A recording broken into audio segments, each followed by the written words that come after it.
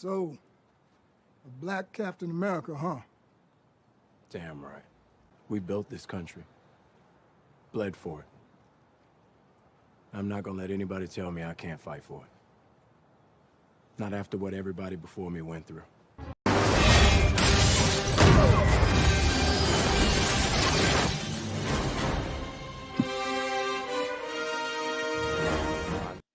Hey, what's going on, everyone? Welcome back. Hello.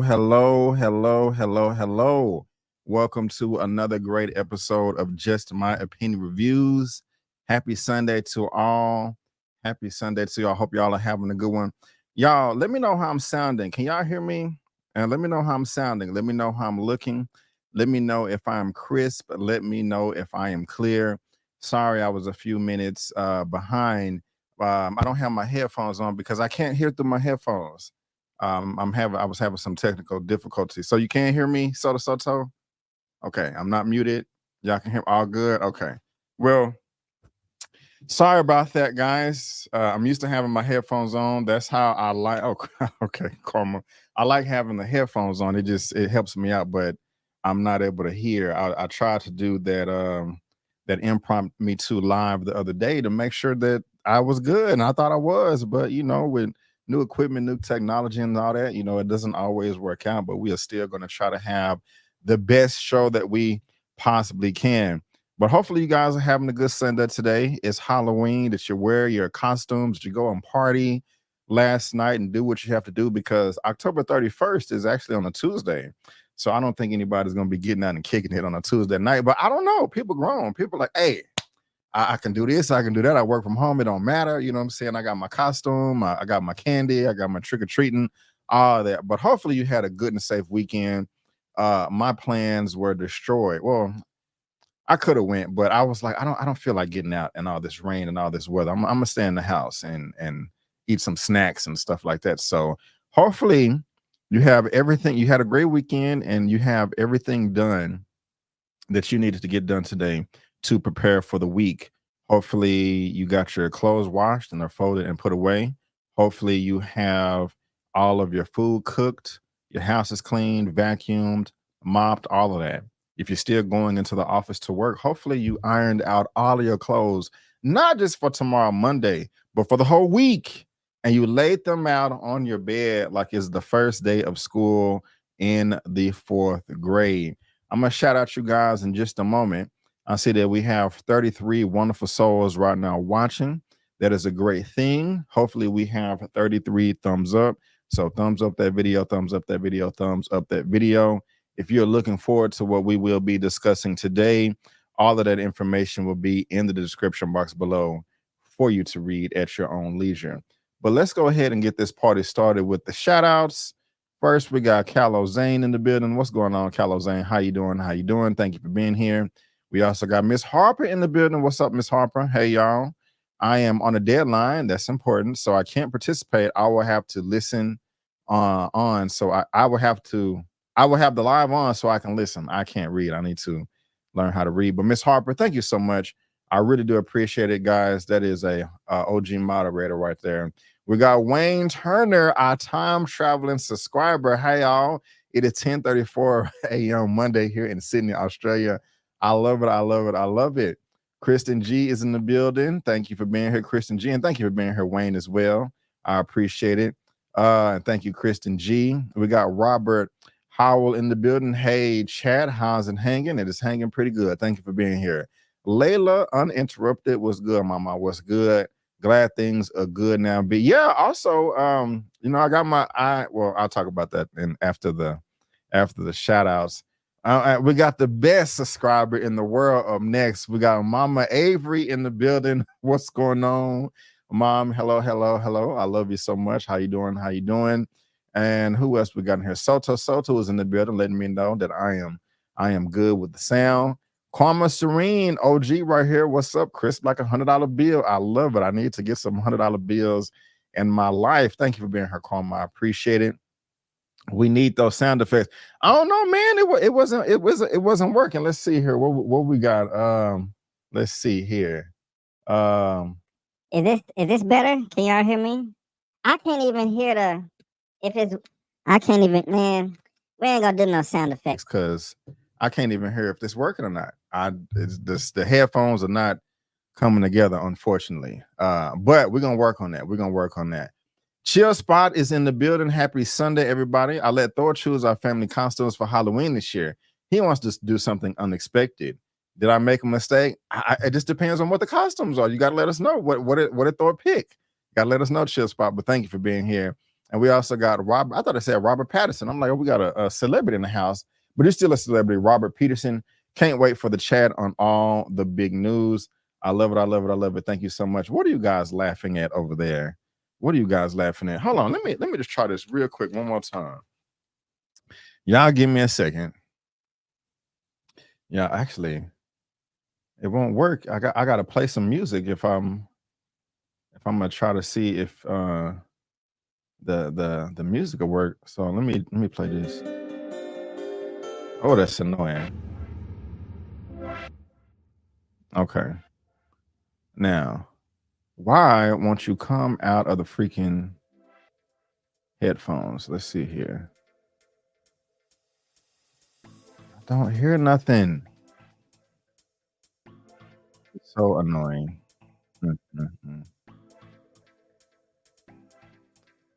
This sucks. It was working the other day, guys. Hold on, let me try something.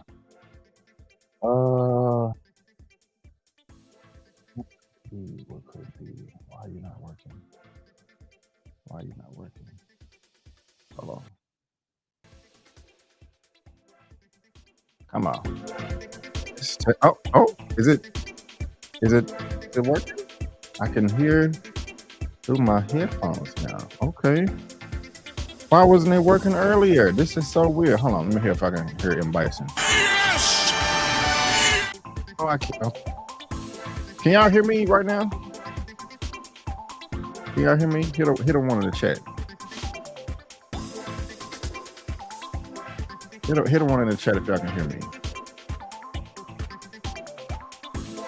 Please hit a one. Okay, y'all can hear me. Yes! Can't hear my videos. Oh, this is stupid. Okay, let's do the. Okay, I can still hear myself. Yes! I can't hear that though. Try one more thing, and then we're gonna move on. Just sorry. Please work. What a money reside. What a. Yeah, I don't know if y'all can hear the mute. I don't know if y'all can hear that. But oh, that's what that button does. Gina. So could y'all hear all of those? Could y'all hear all of those things that I was playing? We can hear the music. It's kind of loud. Speaking of ways to help you, oh, screw it. We're gonna hold on. You know what? Because I want to be able to hear myself. So let me do this. Oh, that okay. Okay. Let me turn this. That's annoying. I said y'all can hear that music the whole time. Okay. Well, as long as I can hear my voice, it makes it better when I can. Okay. I can hear my voice. I just can't hear the sound effects. Like what a money reside. Hear that through the headphones. I can hear that through the computer, but I can hear my voice. And I just discovered what a new button does. So we're just gonna have to do it like this. But got my computer back, guys. Again, that's why I was not here last week. I was trying to update my computer and reinstall Windows, and it just went to crap, and I had to take it into the shop, and that took a bunch of days, and they completely reinstalled Windows. They completely wiped all the drives. I literally had to start all the way over. It was from it's like I got a brand new computer, so I had to reinstall everything. So that's why you guys did not get a video or any lives during the week, but I really do appreciate all of you guys' patience. But let's go ahead and get this party started. Guys, thank y'all so much for tuning in to another episode of Just My Opinion Reviews, Super Duper Edition, where we talk nothing but comic book and superhero news.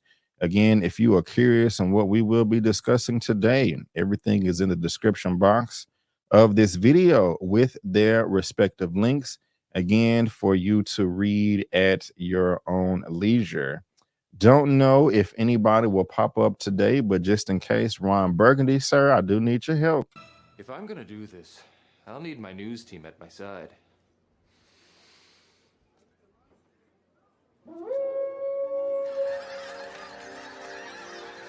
News team, assemble!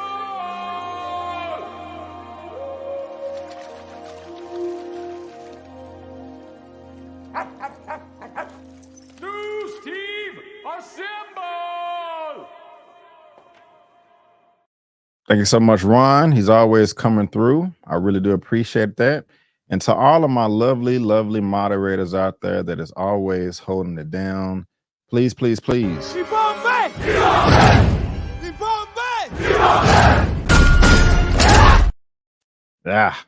Protect the chat as best as you can.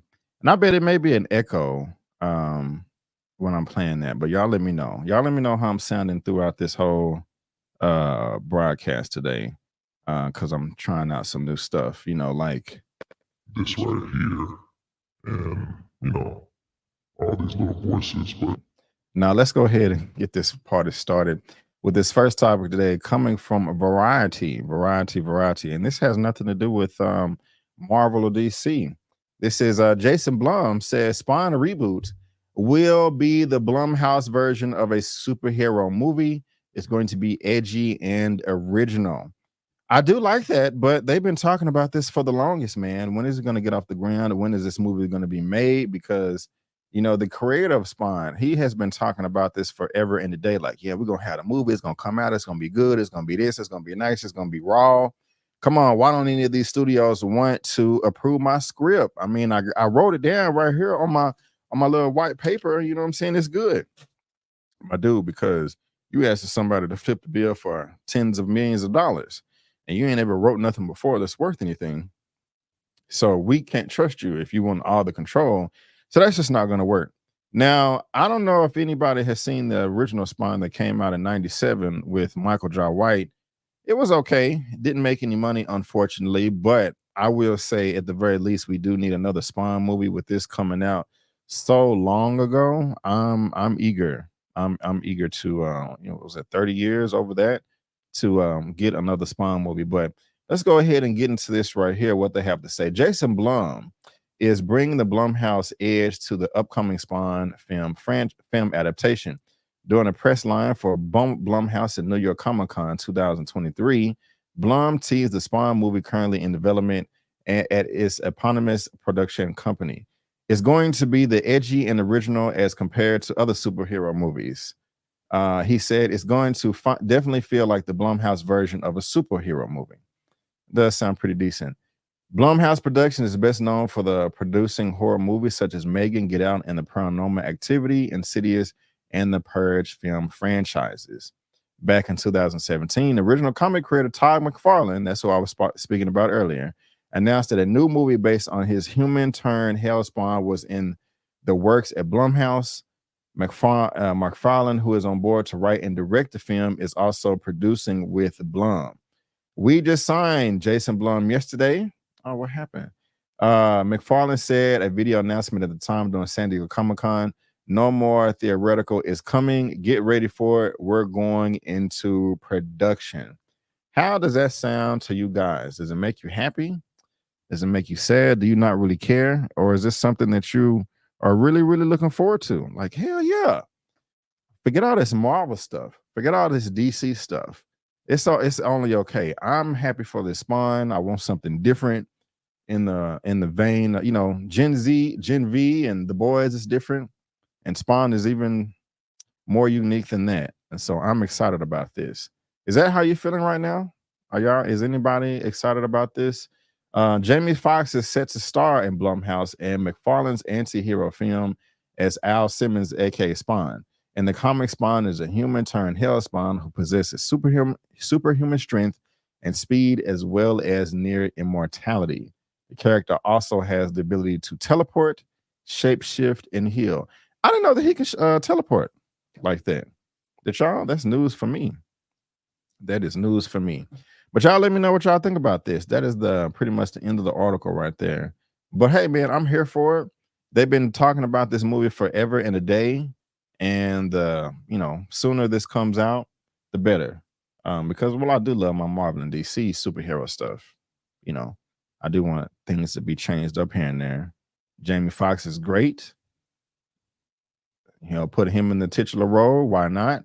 And what they're doing over at Jason Blum at Blumhouse Productions is been pretty good for the most part. So I'm here for this. You guys let me know if you are as well. Let me see what you guys are saying real quick. I saw the original when I was young. It's nowhere near one of my favorite comic movies, but it was definitely memorable. I'm curious about this new one. That's what's up right there. I think it would be a good move for Blumhouse because it has a horror feel to the character. I don't know about Jamie as Spawn though. I'm not mad at you for feeling that way, Quindlin. I'm not. I'm not. I think Jamie can pull it off though, because he's very talented and I'm rooting for him. So again, guys, if you're watching this via live or the replay, link to that is in the description box below for you to read at your own leisure. But let's go ahead and move on to topic number 2. I just mentioned it briefly. Now, unfortunately, I have not seen the show yet that is on Amazon Prime, talking about this Gen V over here. And everybody is just talking about how great it is. And it's just the best thing since sliced bread. I was late to the party with the boys because I've only seen the boys. What, I have 3 seasons? I've only seen all of season 1. I've seen it twice, and I've seen the first episode of season 2. So I definitely do need to catch up on that. But I'm gonna need to catch up on this Gen V as well. But we have some good news though. If you haven't heard already, if you're loving the show, coming from Variety as well, the Boys spinoff Gen V renewed for season 2 at Amazon Prime. All right, must be good. Are y'all into this? Are y'all happy? My goodness, I think people were telling me that you don't have to watch The Boys. I mean, it's in the same universe. You don't have to watch The Boys to understand everything that's going on in this show. And so I'll still probably watch The Boys first, but they said it's kind of like The Boys, but it's people in college or high school. I don't know. I haven't seen it, but let's get into what this is saying right here. The Boys, let me scroll up a little bit here. The Boys spinoff series Gen V has been renewed for season 2 at Amazon Prime Video. News comes ahead of the season 1 finale, which is due out November 3rd. The series began airing its 8-episode first season in September. Expanding the universe of The Boys with a series as bold as Gen V has been an incredible journey for us and our wonderful partners at Sony, said Vernon Sanders, head of television at Amazon MGM Studios. From our first conversation with the showrunners, Michelle Fazekas and Tyra Butters, along with Eric Kripke, Evan Goldberg, and Seth Rogen, we knew Gen V would push the boundaries. Their unapologetic approach is exactly what audiences love, and it helped Gen V become the #1 series on Prime Video in over 130 countries. Gen V is the Prime Video's most acquisitive new original series of 2023, and we're excited that our incredible cast and crew are going to continue telling brave and bold stories from Gen V to our customers. That's what's up right there.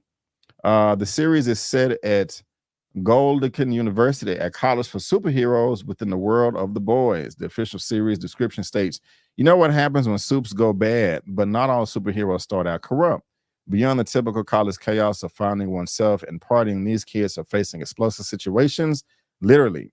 As the students vie for popularity and good grades, it's clear that the stakes are much higher when superpowers are involved. When the group of young soups discover that something bigger and sinister is going on at school, they're put to the test. Will the heroes or the villains of their stories? Will they be heroes or the villains of their stories? I like that right there. They're just talking about the cast, but I need to get on it apparently. I do. How y'all feeling about this? Because, man, it seems like I would be really entertained by this. I don't know. When I was in college, when I was in high school, if If I had superpowers, then man, that would have been freaking fantastic. You know, would you have been a good guy or would you have been a bad guy? You know, would you threaten your teacher, your instructor, your professor? Hey, man, give me an A++ on the test. I'm gonna use my little superhero powers to do whatever to you. You know what I'm saying? I don't know, but that just seems kind of badass to me. I would love to have that. I would love to have me some superhero powers and all that. We couldn't be happier to make a second season of Gen V, said the showrunner Michelle Fazekas and executive producer Eric Kripke. These are characters and stories we've grown to love, and we are thrilled to know people feel the same. The writers are already working on the new season. Sophomore year is going to be wild with all these twists, heart, satire, and exploding genitalia. They got exploded genitalia? I gotta watch now. You've come to expect from the show. Jeez Louise. Exploding genitalia. I wasn't expecting that. We're so proud that our top-ranked freshman is getting a second season. Thank you to the amazing producers, cast, and crew in bringing Gen V to life, and our Prime Video teammates for the incredible support and partnership. We're at the real. We can all continue on this insane journey together in season 2, said Catherine Pope, president of Sony Pictures Television Studios. Yeah, I'm gonna start watching this tomorrow. They got exploding genital. Well, actually, they didn't say if it was male or female. No, I'm kidding, guys. I'm not really thrilled to see genitalia explode. That actually seems very gross and painful. So hopefully it was a bad guy that had that happen to them. If it was a good guy, that just seems a bit much. But I'm gonna have to figure it out. Gen V, heck, all their Amazon shows are way much better than what's going on in Disney with these series. Zeus, I could not agree more. We have Invincible season 2 that's going to be popping off this week. It's freaking badass. I'm going to be covering that show. But yes, it's pretty bad. It's pretty bad. So, well, not pretty bad, but it could be better though. What they're doing over at Disney Plus. So let's see here. I'll binge Gen V when I get caught up on The Boys. Same here. Got to catch up on that Secret Invasion. Yeah, I don't know about that. And Wayne, I'll probably address that at the end of the show. But yeah, guys, Gen V season 2 is going down. Y'all happy about this? Are you excited? And also, before we move on, somebody real quick is which is better, Gen V? I know it's the same universe, but what's better, Gen V or The Boys? Which one do y'all appreciate more? Y'all let me know because I'm very, very curious. Very, very curious. But let me know. Let's see here. Amazon shows can be 17 plus. Disney Plus got the PG-13 limit on the shows. Haven't had time to watch. Okay. I'll pull up the comment if The Boys still be Gen V for you. Okay. Appreciate it, Reboot. I really do appreciate that. But yeah, guys, if you're watching this via live on the replay, link to this is in the description box below for you to read at your own leisure. And yeah, let me know in that comment section. But now, guys, let's move on to the third topic. And it does have to do a little bit more with what we usually talk about on this show as far as Marvel and DC. What background we're gonna run with? You really can't tell, but I like that. Let's get some color. They're both for a Wonder Woman, but what Wonder Woman news are we going to be talking about? Now, this came out this was going to be discussed on last week's show, but I didn't have a show, so I am talking about it now. But DC news coming from comicbookmovie.com. Got some somebody I don't even think I've ever heard of. I could be wrong, that's expressing their interest to play a big character, Wonder Woman, since we know that Gal Gadot is not going to be coming back, unfortunately, with Peter Safran and James Gunn's new DC universe. And since she's not coming back, who is going to be playing the heroes? Well, we have somebody expressing interest, like I said, from comicbookmovie.com. Bloodshot star Isa Gonzalez appears to confirm her interest in playing DCU's new Wonder Woman. Y'all like this? Y'all like her? Before we scroll down, I have this pulled up on IMDb. Let's scroll down and look at her filmography real quick. So she has 6 upcoming projects. The the 3-body problem, the ministry. Well, y'all can read that. I've never heard of any of those, but let's see here. I did see Godzilla vs. Kong. I liked the movie. I don't remember her in it though. And Bloodshot. This movie was trash. This was an awful movie. I did not see this. So it may not have been the best idea to put that, you know, in the headline right there. Because they're gonna be like, oh, Bloodshot? That was not a good movie with Vin Diesel. She was in Fast and the Furious presents Hobbs and Shaw. I don't remember. I don't know who this woman is. I've seen Hobbs and Shaw. I've seen Bloodshot. I've seen Alita Battle Angel. I just don't remember her. She's just not a stand. I'm not saying that she's not talented. Okay, I'm not saying that. I'm not saying she sucks. I don't know who this woman is. It just really not popping out at me. But she wants to play Wonder Woman. There is currently a lot of confusion surrounding James Gunn and Peter Safran's plans for the new DCU. While the former has been pretty transparent when it comes to DC Studios' future plans, he remained oddly quiet regarding Wonder Woman.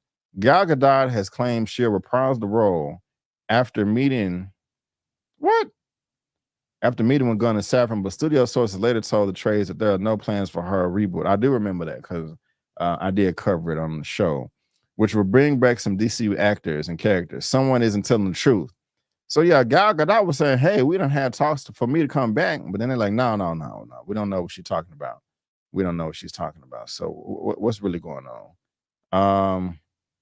But one fan favorite actress for the role in Baby Driver, Bloodshot, and Ambulance star Isa Gonzalez recently Gunn celebrated Wonder Woman Day with a piece of badass artwork by DC Comics artist David Finch.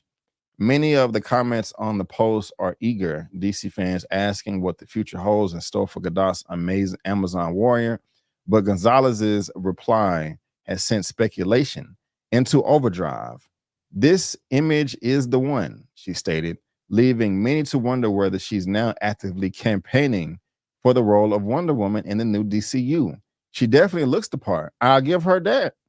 I will give her that. She does look the part. So that's important. She definitely looks the part, and despite not being of Greek descent, the actress does look like a version of Diana, who has stepped straight out of the comics. Whether that's enough to earn her this role remains to be seen, but studios plan to explore Themyscira in a prequel TV series, which we're assuming will lay the groundwork for Wonder Woman's role in the DCU. Do you think Gonzalez would be a good pick to play the Amazon in place of Gadot? Feel free to let us know in the comments below. So this is the image right here that she was sharing on social media, apparently, to express her interest in playing the role. Or no, that's James Gunn doing that. My fault. Happy Wonder Woman Day. So I'm not tripping. Again, I remember when they actually chose Gal Gadot to play the role. I was so mad and frustrated at first. Like, what? You're talking about the woman from Fast Five? That's, looks very small. She can't play the role, and I end up really liking her. So I don't want to jump to any conclusions this time around, but Isa Gonzalez right here, y'all. She's interested in playing the Amazon princess, Miss Wonder Woman. And what do y'all think about this? Are you excited? You're like, oh, hell yeah, Bree. I know exactly who that is. I've seen all of her roles and all of her movies. And, she's fantastic. Fantastic. The Lawrence report, dang, she fine. Dr. Umar going to be mad at me. Silly. You silly. That's what's up. Never heard of Gal before Wonder Woman, but the machine made her a household name. Gonzalez is up next. Okay. All right. Wayne's Ambulance, Michael Bay director, starring. Okay, yeah. I forgot that movie too. Yeah. I just don't know who this woman is. That actress could play Wonder Girl though. Okay. She's a decent actress, but not to carry a film. She's a supporting actress at best. Could you have said the same thing about Gal Gadot though? Maybe. I don't know. Evidently they have Wonder Woman have body curves and all that. Yeah. They pretty, but they skinny as hell, trying to play a thick chick who By body alone turn heads. Interesting take. Interesting take there. Gal Gadot seems super nice, but her acting makes me cringe. A lot of actresses would be an upgrade. Damn. So this Miss Eisen Gonzalez would be an upgrade to Gal Gadot. Okay. All right. I got you. I got you. I got you. But yeah, this young lady right here, again, you know, she doesn't stand out to me. But she looks the part as well, kind of like the article said. So I'm not tripping. You know, I'm pretty sure they'll do a decent job. And I mean, who's going to direct it? You know, is Patty Jenkins going to come back? I doubt it, but you know, we're going to see. We're going to see. But again, guys, if you are watching this via live on the replay, there is a link to this down in the description box below for you to read at your own leisure. All right. Well, let's go ahead and move on to topic number 4. And to me, this is good news and bad news because I really do like this director, Matthew Vaughn. Matthew Vaughn. Let's look at Matthew Vaughn real quick. Fantastic director. This is what Matthew Vaughn looks like right here. We scroll down. He has had his involvement in some pretty badass movies. Kick-Ass was amazing. I remember giving it like a 9.5 or a 10 out of 10 because it was just so damn good to me. If you haven't seen Kick-Ass, you need to see it. X-Men First Class.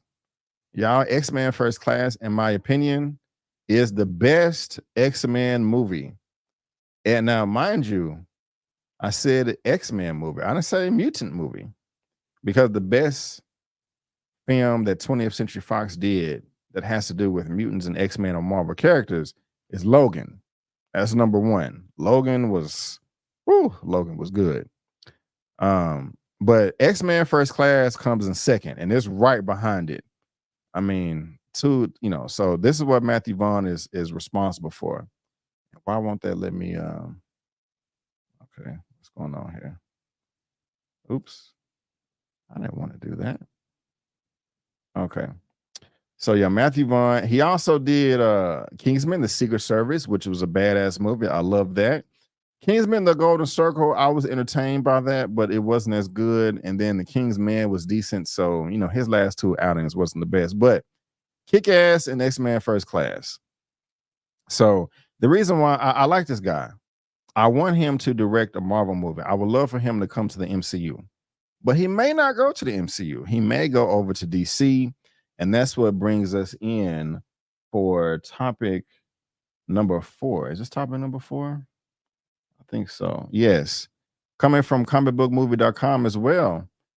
Kingsman director Matthew Vaughn confirms recent talks with DC Studios and praises The Flash.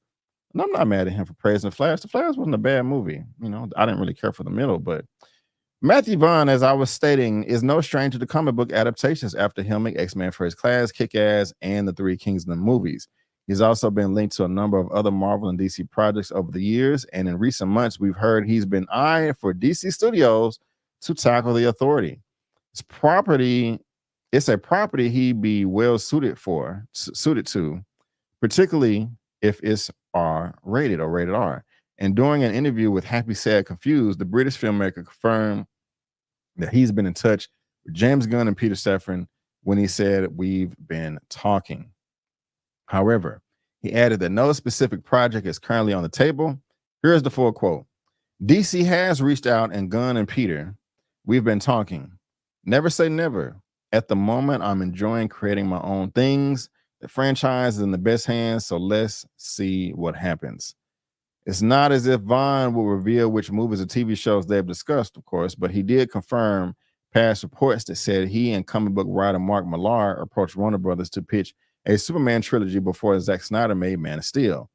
Mark and I sat down and plotted out a 3-film trilogy pitched to Warner Brothers before Man of Steel. He recalls, "Wow, I would have loved to see that. We pitched how to do a trilogy of Superman movies, and Warner said they weren't interested. That's as far as it went."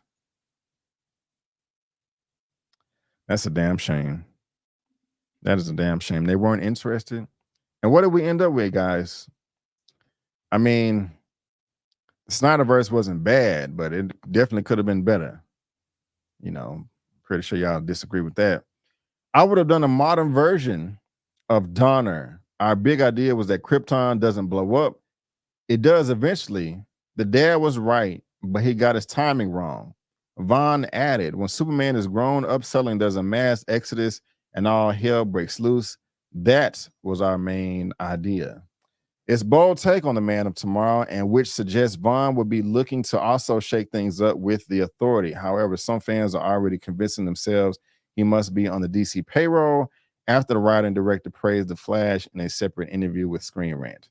What really freaked me out was that I really enjoyed The Flash. I thought it was really good film, and it died at the box office, right? He said, sharing his thoughts on the comic book genre's recent struggles. And I'm like, wait, hold on. This is a good movie. What happened? And I don't know whether that was superhero fatigue.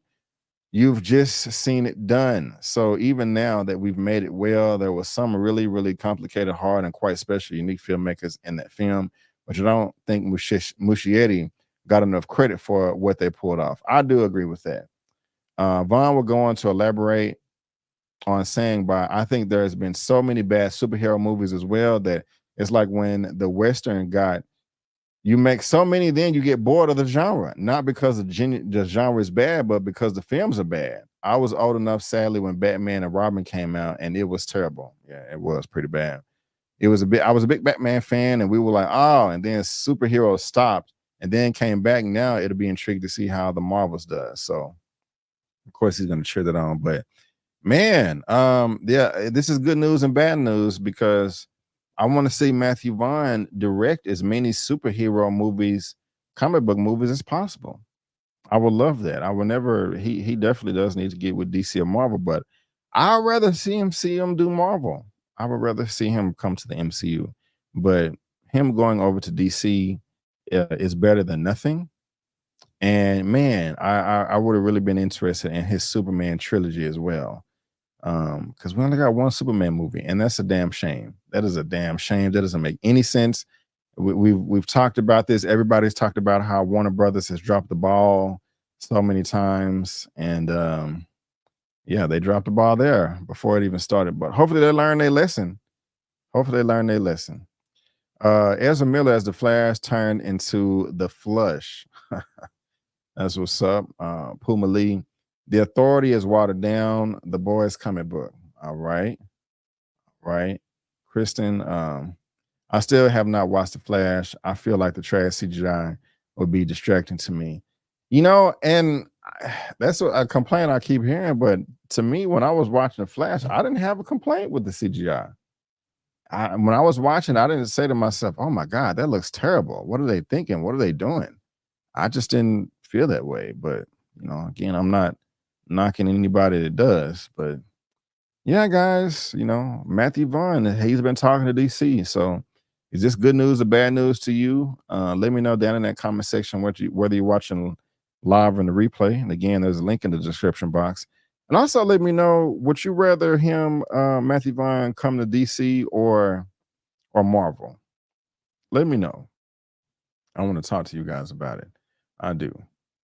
But staying on DC, and this movie just needs to come out because there's just so much going on with this right here. But I'm still optimistic about it. I am. I really am. Because the trailers really did look good to me. It looks like it's repeating everything from the first film, but you know, I lost my train of thought. It feels like it's repeating everything from the first film times 10. I really did enjoy the first movie. I think it's a visual masterpiece. It was a lot of fun. I saw it twice in theaters. First time I saw it in theaters, I was like, okay, this is good. This is entertaining. You know, this part right here and here is pretty goofy. But when I went back the second time, just something came over me and I absolutely loved it. And I have a copy of it on 4K Blu-ray. It was one of my comfort movies. Like, hey, I want to see something nice. I want to, you know, see how my TV looks with all the colors and the effects and stuff. Let's turn this surround sound on 10 and just enjoy myself. So that's how I felt about the first Aquaman. And hopefully I can feel the same way about this second one, but I don't know. But this is coming from Screen Rant. Topic number 5. Aquaman 2 director gives disappointing update on if Batman will be in the new DC movie. Now, for one, this is not disappointing to me. I didn't really care if Batman showed up or not. You know, I think coming out with this information is going to make people upset because it's like, oh man, what if we could have had this or that? So I don't know, but let's see what they have to say about this right here. A new Aquaman and Lost Kingdom update spells doom for the movie's inclusion of Batman. Let me try to make this bigger. A little bit more. Both Michael Keaton and Ben Affleck filmed scenes as Batman for the movie, but Jason Momoa's Arthur Curry might be the only major DC hero in Aquaman and the Lost Kingdom's cast. After several reports on the status of the film's Batman scenes, Aquaman and the Lost Kingdom directors reveal where things currently stand. Speaking with Empire Magazine's via Flash Film News, Aquaman and the Lost Kingdom director James Wan hinted that the movie's Batman scenes were cut. Wow. James Wan's comments if Batman might appear. Probably not. All I can say is that those scenes were just to have something in the bank in case we needed to explain time continuity if we came out first. But it ended up with the Lost Kingdom coming after. I didn't know that was coming after the Flash.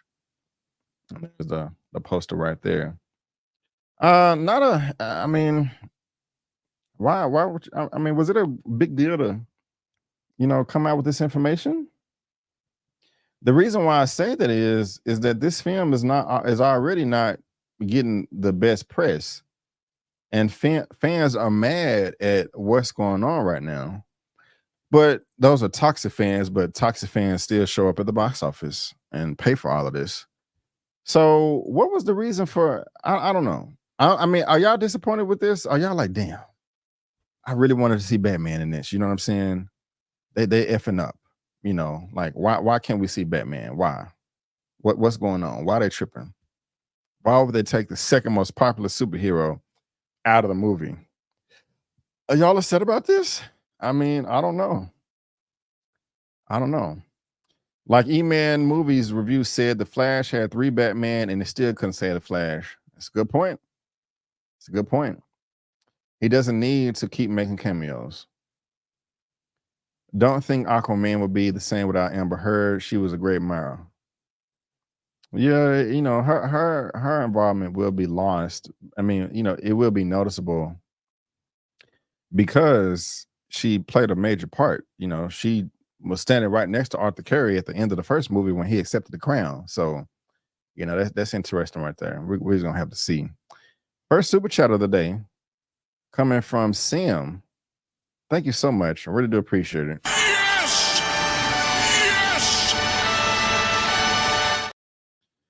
$10. Hey, B, made it to live tonight. Has been a minute. It has. Thank you, Sam. Great wind down to the weekend. Keep doing what you do. Thank you very much, Sam. I really do appreciate it. Keeping the lights on over here. And I'm gonna listen to you. I'm gonna keep doing what I'm doing, and I'm gonna try to do more. And so you make it easier with the super chats and the views and the likes and the comments. So thank you very much. I do appreciate that. Oh man, but yeah, guys, no Batman, so it's gonna suck now. No, I'm joking. But is this a big deal to you guys?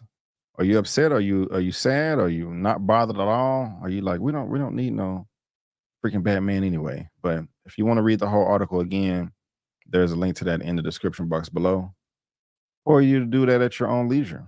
Okay, try to provide you with the links, and so you can make decisions for yourself and continue to come up with the dopest comments y'all do in the chat. It's all good stuff. Now let's move over to Marvel. Now, is this Marvel proper? Marvel Studios, or is this what Sony's doing? It's what Sony's doing, talking about that Venom 3. Now, again, the first Venom movie was not bad. I did enjoy it. I wanted it. I if it did fail, I wasn't tripping. It got a 30% on Rotten Tomatoes, and the audience liked it, so that's cool. I made money at the box office as well. With 856 million, that's dope. So can't hate on that. Now I thought that part 2, Venom Let There Be Carnage, was freaking awful. If let me see if I can. I thought it was gonna be there. Venom Let. Yeah, let's see what they came out with. 57%. So the critics liked it more, but I didn't, and the audience liked it more too. So everybody's disagreeing there. I didn't like the film. I don't want them to come out with this again. Yeah, it made $300 million less, the sequel. My stance on this is, okay, hey, Sony, I understand that you want the rights to Spider-Man to do this and do that. I get it. I wouldn't want to let the rights to go either, but let's I like that comment. I gotta pull that up real quick from Napoleon. Instead of let there be carnage, she said let there be crap. That was funny to me. Yeah, major letdown. But my stance has always been this. Okay, if you're gonna keep the rights to Spider-Man, which I'm not mad at you for, you're gonna make all these spin-offs, just do it with Marvel. Just do it with Marvel Studios. Collaborate if you can. Maybe you guys have tried that and negotiations fell through, but I doubt it. And again, you made the 3 Tom Holland Spider-Man films. You collaborated with Marvel. Those are the best besides Spider-Man 2 that Sam Raimi did. Those are the best Spider-Man movies. They are critically acclaimed. The audiences love them, and they all made money. I think the cheapest, not the cheapest, but the lowest box office was like 850 million. You have 3 examples of success. But y'all want to do your own thing and have your chest up like we can do it by ourselves. We're a studio too. When you got your Carnage movie, your Craven movie, your Morbius movie, your Venom movies, it's just not up to par. But they still trucking along as best they can. It's title number 6 or 7 topic from Collider.com. Venom 3 director Kelly Marcel on what it's like working with Tom Hardy. And I like Tom Hardy too, but Tom Hardy, walk away from this, man. You're better than this. So Kelly Marshall, she was the screenwriter for Venom 2, but she's been updated as the director. Talking to Collider with Emily Bernard to discuss the conclusion of that's not what I meant to read. Bernard asked Marcel about her directorial debut, sharing the excitement of seeing Hardy return to the screen and noting Marcel's long history of collaboration with the franchise's star. I get killed if I said anything about Venom 3. But I will say yes. Why does it keep doing that? And I've had a long collaboration history with each other. We love each other, love working with each other. Both of us are passionate about the Venom franchise. It's just really a joy for us to be able to get to do this 3rd one together. I really can't tease you anything about it other than it's going to be amazing. Tom and I generally just have a blast with each other, or whenever we get to work together. There's a lot of laughing that happens. Well, great. I'm glad you guys get along on set and you're playing sunshine and rainbows with your peanut butter and jelly sandwiches. It still does not mean that the movie is going to be great. I mean, I'm just not enthused about this at all. Yeah, on Venom 2, he got a story by credit. We sit for months and do this on Zoom or in person, or hole up in hotel rooms, boardrooms, for weeks and really bash out the story. And he is Eddie and he is Venom. It's a weird one. There's just no way of doing these movies without the number of input that Tom gives. He really is dedicated to what happens to these characters. I wish everybody else in the production shared his dedication, because the movies are just not up to par for me. I'm just not excited about this at all. Man, I really am not. Who in the chat like Venom? Like, B, you tripping, man. I don't know what your deal is. You got a bad attitude about it. You got to stick up your butt. Do you need to go to the hospital and remove it? Because the way you beating up on Venom right now is just not cool. Does anybody feel that way? Is anybody looking forward to Venom 3? I don't know. I can't be nice. The Venom movie series is silly and horrible. Jace the Don. The Spider-Man 2 video game is how Venom should be in the movies. I need to get on that. I need to get on that. I thought he was gone. Venom without Spider-Man doesn't make sense. Yeah, they're trying their best. So I don't know, y'all. I'm just not. I'm not into this. I'm really not into this. Not at all. I'm not gonna lie to you about it. I'm not gonna sugarcoat it. You know, I mean, if the movie comes out and it's badass good, that's great. But if not, I'm not tripping. So you guys let me know what y'all think about that. But I'm not excited. And again, if you are watching this via live on the replay, there is a link down to this in the description box below for you to read at your own leisure. Now, before we move on, it was some people that when I did my live the other day, just trying to test out some things, I did get a couple of super chats that I got like right after the broadcast ended, and I just want to say thank you to those people real quick. But before that, Sharon Polite, you dropped another $10 the other day, and no, in that live as well. And I was not able to. Well, I removed the live because it was just a testing thing, so I really couldn't leave a comment. So Sharon, first of all, thank you so much for the $10 super chat that you added to one of my videos. I really do appreciate that. Thank you, Sharon. Thank you for the $10. Also, this was a Thursday or Friday. AW, you gave me $5 for Cash App. So thank you for the $5 Cash App. I really do appreciate that. And to Luray Holland, you gave me a $10 Cash App as well. So thank you guys. So thank you, Luray Holland. Thank you, AW, and thank you, Sharon Polite. I really do appreciate you guys blessing me with your hard-earned money. It's really nice of you. So thank you. I did not want you to go on thinking that I was not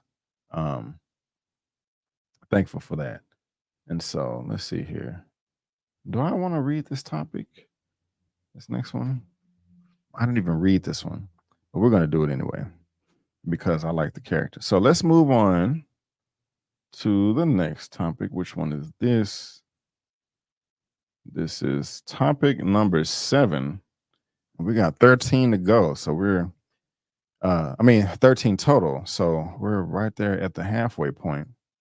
This has to do with one of my favorite characters, Spider-Man. Well, favorite characters, superhero comic book characters from Marvel. Why does the page keep not responding? But this is topic number 7, coming from comicbookmovie.com. MCU timeline fixes famous Spider-Man mistake. What mistake are they trying to fix? The MCU has fixed one of the biggest timeline errors in the entire franchise in a new book. Marvel Studios, the Marvel Cinematic Universe, an official timeline is out in the world now, and the release explains the strange case of Spider-Man Homecoming's opening date mix-up. I remember this. I do.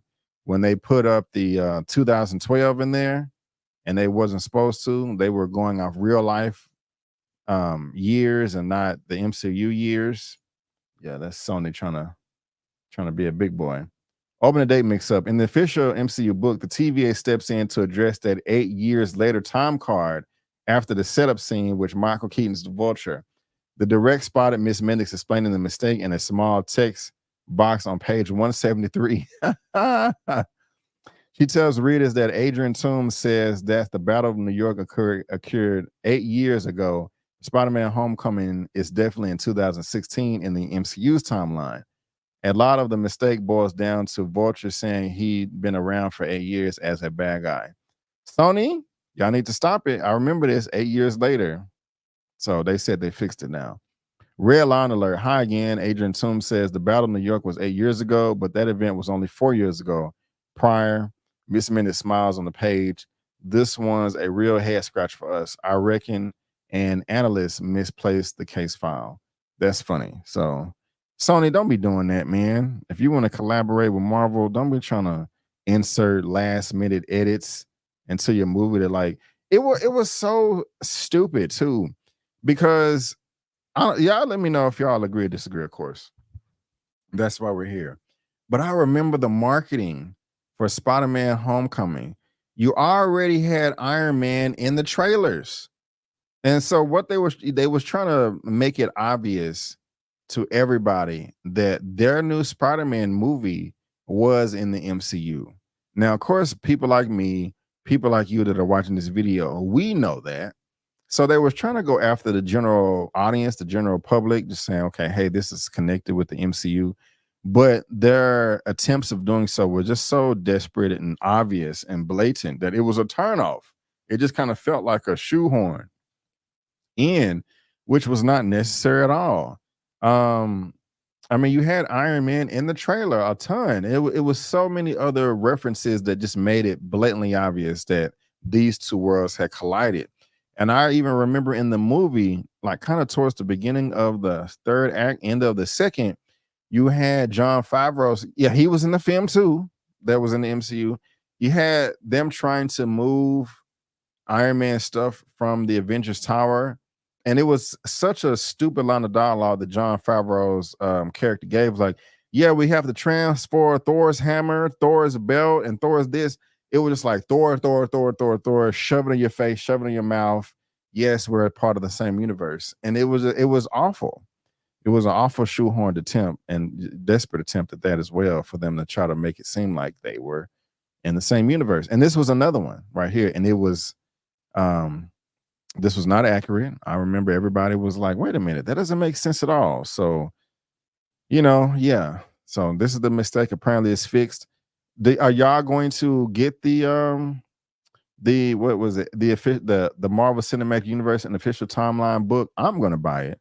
If it's not out already, I'm gonna go to page 173 too and enjoy this. But definitely a good stocking stuffer. But I'm interested in this big time. So you guys let me know if y'all are interested in that or not. And purchasing the book. I definitely am. So hopefully it's good and it's worth the money. I have like I got like 4 or 5 Marvel encyclopedias downstairs on my coffee table. I love those. I think my brother got me the latest one a couple of Christmases ago, and I really do appreciate it. But yeah, y'all let me know. They fixed the mistake, and is this something that you noticed when the film came out as well?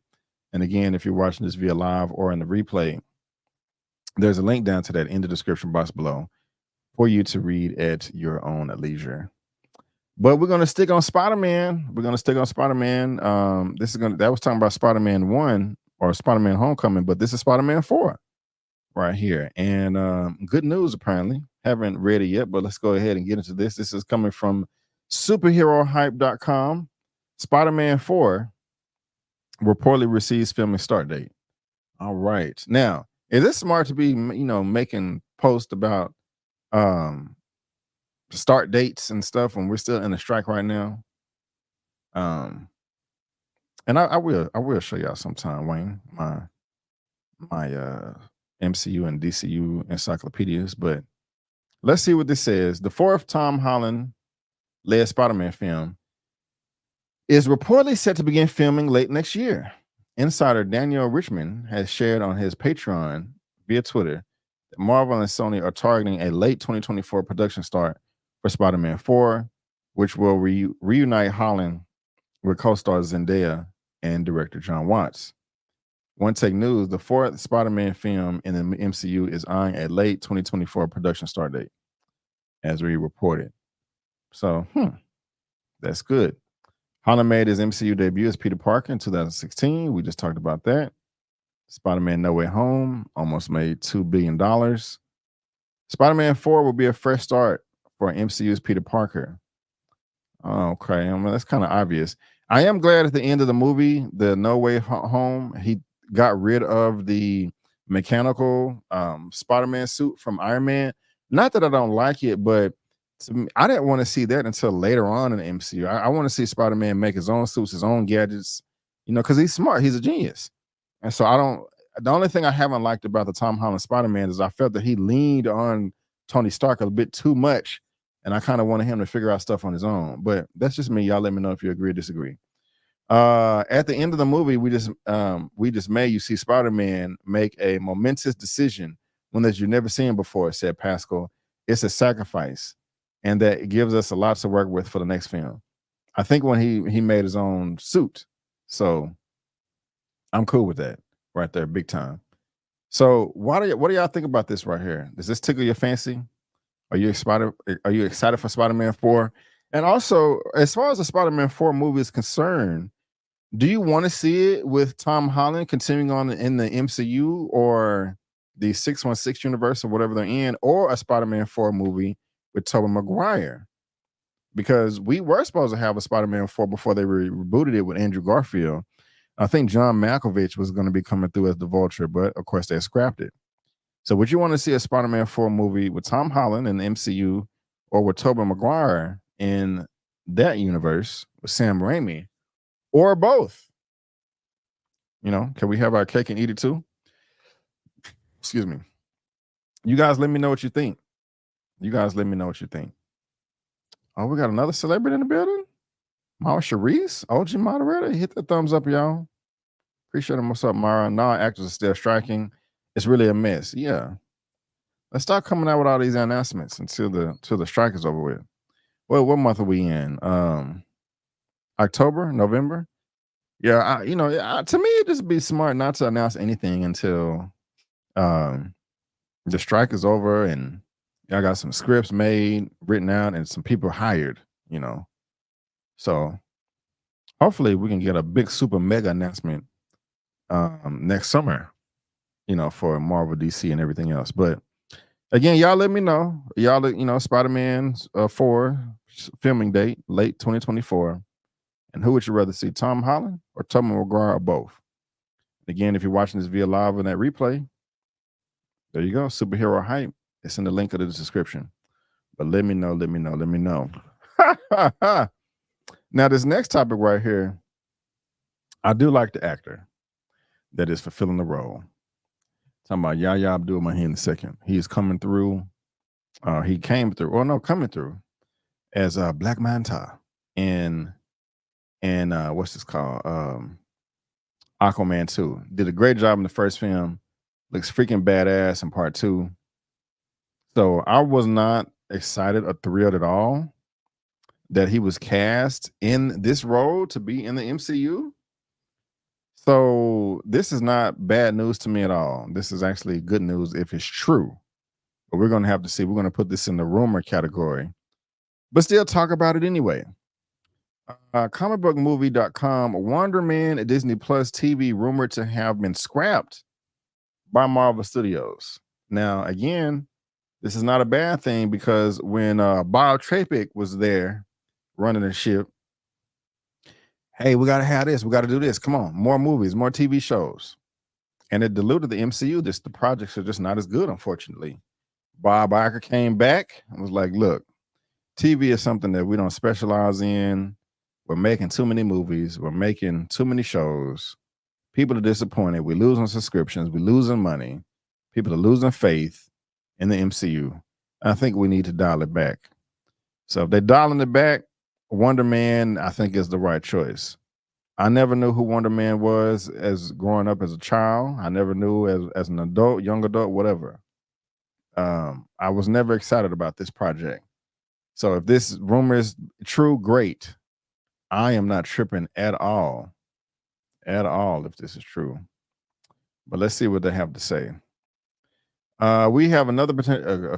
Earlier this week, we learned Marvel Studios is going back to the drawing board with Daredevil Born Again. We're going to be talking about that later. It also has been confirmed that Marvel Studios is completely overhauling how they approach making TV shows. We've talked about that. Proper showrunners will now be hired to spearhead these Disney Plus projects, and the TV shows will no longer be produced like movies, where they're shot in their entirety and fixed in post-production. Now, another casualty of the fresh approach have been revealed. Talking to the Watch podcast, MCU The Reign of Marvel Studios author Joanna Robinson revealed that she's heard they're trashing the Wonder Man project. If correct, this is obviously shocking. Wonder what's shocking about it. I'm curious. Like Daredevil Born Again, cameras were rolling on Wonder Man before the WGA and SAG-AFTRA strikes brought work to a halt. Interestingly, while the trades reported on the series revolving around Simon Williams It was never actually officially announced by Marvel Studios. Really? Okay. Aquaman and Aquaman 2, Yaya, has been tapped to play Wonder Man, with Sir Ben Kingsley to reprise his role in Iron Man 3 as Trevor Slattery. So yeah, man, they said we good on this. You know, we kind of suck right now. In terms of Wonder Man's creative team, Shang-Chi and the Legends of the Ten Rings director Destin Dan Cretton is overseeing the series, while Andrew Guest has been tapped as head writer. So why would Marvel Studios scrap what sounds like one of its most exciting upcoming TV shows? Speak for yourself. Does this sound exciting to y'all? Does y'all want to see this? Exciting. I don't think anybody was out there like, oh, Wonder Man, hell yeah. He can do this, this, and this. I can't wait to see this. No. Only thing Marvel is out putting out right now, I think people are excited about is Kang Dynasty, Secret Wars, X-Men, and Daredevil. I mean, we want to see Blade, but I don't think nobody's excited about it because I keep pushing it back and the script suck. Fantastic Four, I mean, damn, they talk about that every other day. You know? So I don't know. Nobody's excited for Ironheart. I mean, people was excited for Loki, but that's out now. But I don't think nobody was, checking for Wonder Man like that. Were y'all checking for Wonder Man? Anyway, Wonder Man made his Marvel Comics debut in the pages of Avengers number 9 and 64. I didn't know about it till they made this announcement. So, are y'all care about this? Was y'all excited about it? Are you happy or sad that Wonder Man may be getting canceled? I personally am not tripping at all.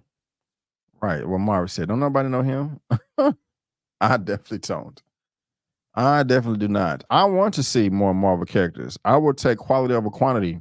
I would love to see Wonder Man though. Now, Briar T, I do agree with you. I do want to see more Marvel characters, but can we get more characters that people know? Like Silver Surfer, like Ghost Rider, like the Inhumans. Of course we're gonna get X-Men. Let's get those first. Let's get those first. In my opinion. But you may be saying to yourself, "Oh well, B, we got that before." With Fox. So let's get something new, like Echo. But we all heard how that's coming out. So Wonder Man goes back to the 60s, yeah. Who won Guardians of the Galaxy until they made it good? I heard about Guardians of the Galaxy before I heard of Wonder Man, though. And I think the appeal, well, I was gonna say I think the appeal with Guardians of the Galaxy was the cast, but Yaya is a good cast member too. I kind of see your point, Robert. I do. I give you that. I give you that. But there's much other things I would rather see than Wonder Man. And also, when Guardians was announced, Marvel did not own all of the other properties that Fox had. Now we do. They've owned the Fox stuff for at least 3 to 4 years now, I think. And so I really don't understand why we haven't seen a Ghost Rider. But that's just me. But again, y'all, this is in the description box below. If this is canceled, if it's canceled, I'm not mad. I'm not tripping. Hey, you can kick rocks. But y'all let me know if y'all think about, if y'all are curious about this. Yeah, I like the Inhumans. Black Bolt, screaming and stuff. I'm down for it. Wonder Man sounds terrible. Yes, that doesn't sound too exciting, but anyway, y'all let me know. Y'all let me know what y'all think about that. Now, this next one right here, topic number 10. This is not getting good press at all, unfortunately, at all. But I have hope, y'all. I have hope. Some people think that this is going to suck because actually, let me address this real quick. If y'all don't mind. Let me address this real quick. Hold on. What are we going to do? Hold on. I love my team. I love my friends. I love my colleagues. We got Lamont Tyson coming through with Get a Life Games, dropping that good old $50 super chat. My brother, thank you so much. I really do appreciate it.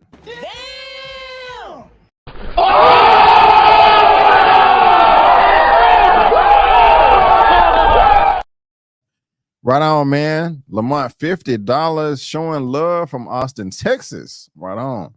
Everyone, please give a like and don't be afraid to super chat. Lamont, thank you so much. By the way, F Wonder Man, bring home Blue Marvel.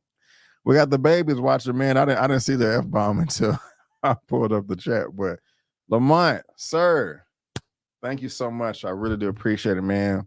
This guy is working hard behind the scenes, putting some stuff together for y'all's entertainment, and I am so proud of him. I'm so proud of you, sir. Keep up the good work. I cannot wait to hear all the updates, and hopefully we'll begin able to link up again for Closeout Power season 2 of Force with Tommy and Raising Canaan. But y'all, this Lamont right here, he is in my channel, my favorite channel tab. Surprise! I said surprise. Subscribe, show him some love, help him reach that next milestone of 50K. And Lamont, I really do appreciate it, and so does everybody else. Thank you, sir. Thank you, sir. But yeah, this next one right here, this next topic number 10. It's not getting the best press, and for months, for damn near a year, they've been saying like, "Oh gosh, this movie's gonna bomb. It's not gonna be good. It's a joke. You know, they need to scrap this. Brie Larson. It's not going to make any money. They spent $270 million on the production. This is just impossible for this to, succeed. You know, we got the director, Miss Nia DaCosta, who did Candyman, which I didn't like the ending. You know, Black Sister, I want to give her my love and support. You know, she's kind of voicing her concerns about the project, how stressful it is, how she really doesn't have control of the movie, how this is really Kevin Feige's movie. Also been reported that this is the shortest MCU movie to date, which is not necessarily a bad thing. So you got all these rumblings like the script is not good. That's why the budget ballooned up to $270 million. That's one of the most, I think that's the most expensive solo film in the MCU besides like any of the Avengers movies. You know, reshoots galore. However, there is another YouTuber by the name of the Warren with the Cosmic Wonder. I watch his channel often, and he makes his rounds on red carpets and stuff like that. He made a video last week saying that a lot of the bigger outlets, a lot of the bigger trades, have seen the film already and have talked about how good it is, how it's better than the first Captain Marvel movie. Now that's great. Okay. I'm not expecting this Marvel's film to come out and be the best thing in the MCU. I'm not saying that it's impossible, but I just seriously doubt it. You know what I'm saying?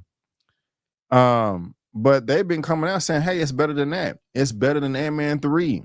It's better than Thor 4, Thor Love and Thunder. So that's good. Now, a couple of weeks ago, I was telling Larry and Elliot when they were here, like I asked them a question. I posed a question to them. Probably should have made a poll. Like, hey, what do y'all think the Marvels is going to make when it hits theaters? I think Elliot said it's not going to cross anything with Movie Files on my channel tab in the description. I think he said it's not going to cross more than $400 million or $450 worldwide. I think Larry said 500. Initially, I said 700 million. They looked at me like I was crazy, and I'm not mad at them for that. But then I brought it down to 600. I'm confident. Now, also, when about a year ago, the movie comes out on November 10th. Over a year ago, people were saying that the script is bad, that they got to do all these reshoots. That is plenty of time for them to fix it. I have faith in this franchise, guys. That's what I'm getting at. I really do. Now, also people are speculating, saying that, wait a minute, this is just a bad sign. So many red flags of everything that I just said. Also, the review embargo does not lift until November the 9th or November the 8th. And yeah, the film comes out worldwide November 10th. A number of us are seeing it on November the 7th if people haven't seen it already. And I think November 8th or 9th, the next day, that's when the embargo lifts. People are saying that's a red flag. I know Eman had some commentary on this past Friday on his show. And look, some people are saying that it's a bad look because of the embargo is lifting right before. That's like, they don't want the critics to come out like, oh, the movie sucks. Don't go see the movie. They don't want to give people enough time to think about all that. But also people are speculating about all these cameos. Like, no, it's just a secret that they don't want the secret to come out, that there's a certain character popping up as a cameo. Now, there's two of them. One we're going to talk about, one we're not going to talk about because I don't want to spoil anything for you. But one of these is they released a new trailer, and it is teasing a bigger character in the MCU that is on the Avengers team. That was a long-ass intro, I know. Topic number 11 coming from CBR. The Marvel's brand new trailer teases a Thor character cameo. And I would say, yeah, if you include Thor in your movie, it'll make a couple of more people show up. But at the same time, people like Thor, but they didn't really like Thor, Love and Thunder. And I don't blame them. But let's see here. The heart wants to make what it wants. I can't speak yet to Val, she said. And I'm reading this all out of context. I don't know what they're talking about. The speculation may be right since the beginning of the Marvel's Legacy teaser includes a clip of Captain Marvel and Valkyrie together in Endgame. Ever since the character met during the climactic battle against Thanos, the MCU fans have expressed a desire for a romantic relationship between Captain Marvel and Valkyrie. In the lead up to Thor and Love and Thunder, Thompson revealed that she'll be open to exploring that dynamic more. Now, some people are saying, no, it's not Thor. It's Valkyrie showing up. That's who was on the Bifrost. So, matter of fact, I forgot to. I don't like playing these through the internet. So let me just download it real quick. We can watch it together. And I want to show y'all this because some of y'all may not have seen this trailer promotion material that they're referring to. So give me 1 second. I know me and Lamont, who's in the chat right now, we have discussed this. Like, hey man, who do you think it could be? You think it could be Valkyrie, which I just mentioned, or do you think it could be Thor? There's also been speculation that it's Better Ray Bill, but I doubt it. I doubt it's him. We can't do this alone. We need Cap. Can y'all hear that? Can y'all hear that? Did y'all hear that? Hit a 1 for me, please. If you can hear that. We can't do this alone. Hit a 1 for me. We need Captain Marvel. Okay. Thank you, Marvel. I appreciate it. So let's get into this. We can't do this alone. We need Captain Marvel. You took everything from me, and now I'm returning the favor. That's not good news. She's targeting every planet we call home. We have to stop her. I don't know, man. This looks fun to me. Higher, further, faster. I have high hopes. The Marvels. I called a There we go, right there. She said, I called a friend. Hold on, let me play friend. here. My bad, I'm up here talking. Higher, further, faster. The Marvels. I called a friend. There we go. I called a friend, and we can see that it's the Bifrost. Now, who does Kamala Khan know? Does she know Valkyrie or does she know Thor? Does she know both? Who do you place your bets? Place your bets. Okay. Who do y'all think the friend is? I'm here for Monica Rambeau too, ma'am. I really am. But who do y'all think the friend is? Do y'all think the friend is Valkyrie? Or do you think a friend is Thor? Or is it Lady Sith? It has to be Asgardian. Doesn't have to be, but I think it is. It's a ladies movie, so it's got to be a lady that's revealed. Okay, I ain't mad at that. Makes sense since the film is female led. I'm with One Take. Appreciate it, bro. Coming through the chat. I'm actually looking forward. One Take. I'm looking forward to it too. I'm looking forward to it too. And if you was in Dallas, which I keep telling you to be, we can go see it together. But yeah, I'm looking forward to it too, man. It's Miss Marvel who called him. Yeah. The Marvel is going to be good. Trust. I just do not expect this movie to be worse than the first one. That's just impossible. I would be satisfied. I would be happy if the Marvels is better than the first film, it's better than Thor 4, and it's better than Ant-Man 3. That is all I'm asking for. That's all I'm asking for. Please. Y'all heard that this movie was sorry over a year ago. So y'all had plenty of time to make it better. Okay? Plenty of time. Okay? Plenty of time.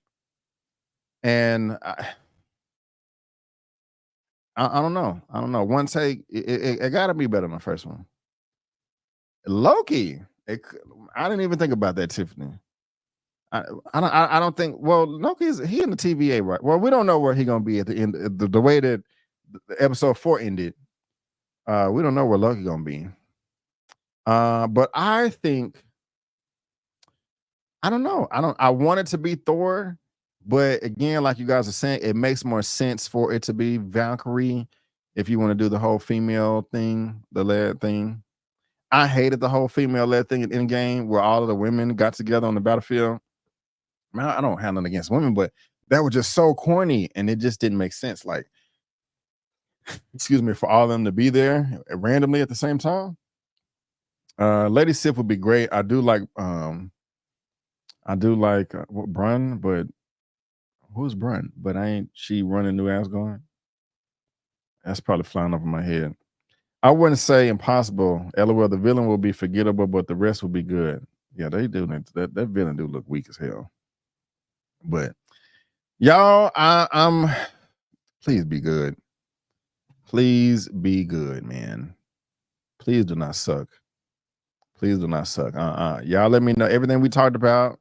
I want to hear it in the comment section, okay? A 4-page paper from everybody in the comments. Or I'm never doing another video again. I'm just kidding. I'm just kidding. I'm just kidding. You know I'm here for the ladies, but it was corny. Yeah, it was. You know, it was. Miss Harper's back. Who does Miss Marvel know? I know, right? Who does she know? I'm not sure what her friends she know. And it better not be weak. It better not be whack. Because one of the things that pissed me the F off in the Captain Marvel movie is we were dying to know how Nick Fury got the eye patch. And a damn cat scratched it? Not no epic battle where he almost died and it was a samurai fight or something and he was doing flips and dodging bullets like Neo out the Matrix. A damn cat? That was so sorry. I wanted to rip the screen down when I saw it in the theater. So I don't want no. I know Larry will be happy. Don't have. I'm finna say Darkwing Duck. Howard the Duck come through or something silly like that. Or I called a friend and you got a whole fleet of flurkins flying with tentacles coming at their mouth in space. I don't want nothing stupid. Okay, don't let us down with this. So you hyping it up in the trailers. It better not be weak. It better not be weak. Anyway, I got too passionate right there. Let's see here.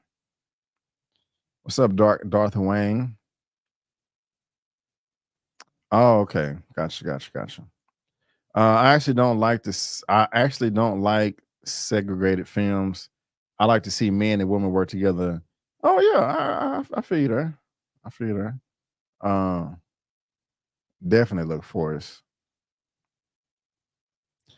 Oh, okay. Some mutants. Didn't she know some mutants? Is it a mutant? I don't know. Do mutants use the Bifrost? I don't know. Remember, Valkyrie was the name of the female-led fighter. It's not her name. Okay. It's all good, future man. It's all good. We'll see you next time. I'm excited to see who it is now. It was a flirkin. It was still stupid. was still dumb. Okay, my mouse is very sensitive. I'm trying to scroll in this scrolling pages. Let's see here. I love the first one. Oh God, and I like Bree. Hopefully. Puma Lee coming through though with the $2 super chat. Appreciate it. Let's see here. What a money reside, what a money reside, what a money reside, what a money reside. Like you and Eman said, if you guys can't see it earlier, right? Well, Puma Lee, thank you so much. Thank you so much for the super chat. But I have faith in this, y'all. I do. You know, a few of us do in the chat as well. I think it's gonna be good, and I'm gonna give you guys the out of theater reaction. Hopefully, you know, I can link up with some of the fellas and we can do a spoiler review. That would be fun. But we're gonna see. We're gonna see. But y'all, let me know what y'all think about this, whether you're watching it via live on the replay. And there is a link to this in the description box below for you to read at your own leisure. All right. Since we're talking about Asgardians possibly showing up, let's talk about this as well. Now, this is good news to me as well. Thor 1 by director Kenneth Branagh. It was straight. Thor: The Dark World by Alan Taylor. It was all right. You know, kind of weak. One of the weaker films in MCU. But it wasn't his fault because they gave him control of the directing the film, and then they took all the control away in the editing room. And we all know that the real movie is made in the editing room. Then this gentleman by the name of Taika Waititi came through, gave us Thor 3, Thor Ragnarok. Now, I still had some issues with it, but it was damn good. It was the best Thor movie. So when he was coming back for Thor 4, Thor Love and Thunder, hell yeah, okay. If you can give us more of what you did in Thor Ragnarok, hey, I'm here for it. But he didn't do that. He wanted to have it extra goofy. All these laughs, screaming goats. You had Gore the God Butcher in the film by Christian Bale that did not kill one god at all. Just so many missed opportunities. It was really unfortunate, and I enjoyed it. I liked it more than most people, but it was still very disappointing. So the question is, are they going to make a Thor 5? I thought so. I think they should make a Thor 6. You know, I want to go through the entire Marvel encyclopedia with all the heroes and villains. So I want a Thor 5. But if Taika Waititi did not come back, I would not lose a minute of sleep. And that's seeming like it's going to happen. And I could not be any happier. This right here is topic number 11 coming from comicbookandmovie.com. Thor 5 reportedly in development at Marvel Studios without filmmaker Taika Waititi.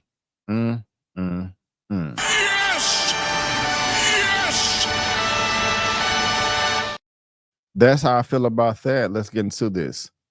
Yeah, they're talking about the first films. Taika, hold on.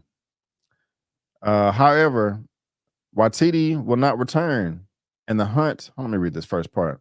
It appears Taika Waititi won't be given a chance to finish the Thor trilogy after helming Ragnarok and Thor: Love and Thunder, because Marvel Studios is said to be searching for a new director for Thor 5. Yes. However, Waititi will not return, and the hunt is on for a new director to put their spin on this iconic character. This is interesting because the trades debunked reports about a 5th installment being in the work earlier this fall. It's possible that the end of the WGA strike has changed things. Thor: Love and Thunder wrapped up by setting the stage for the title hero to clash with Hercules, but that's a story we could eventually see play out elsewhere. Whatever the case is, may be, a new Thor movie still hasn't been officially announced, and it will likely be in Avengers: The Kang Dynasty. Kang Dynasty we see next in the Odinson blast into action.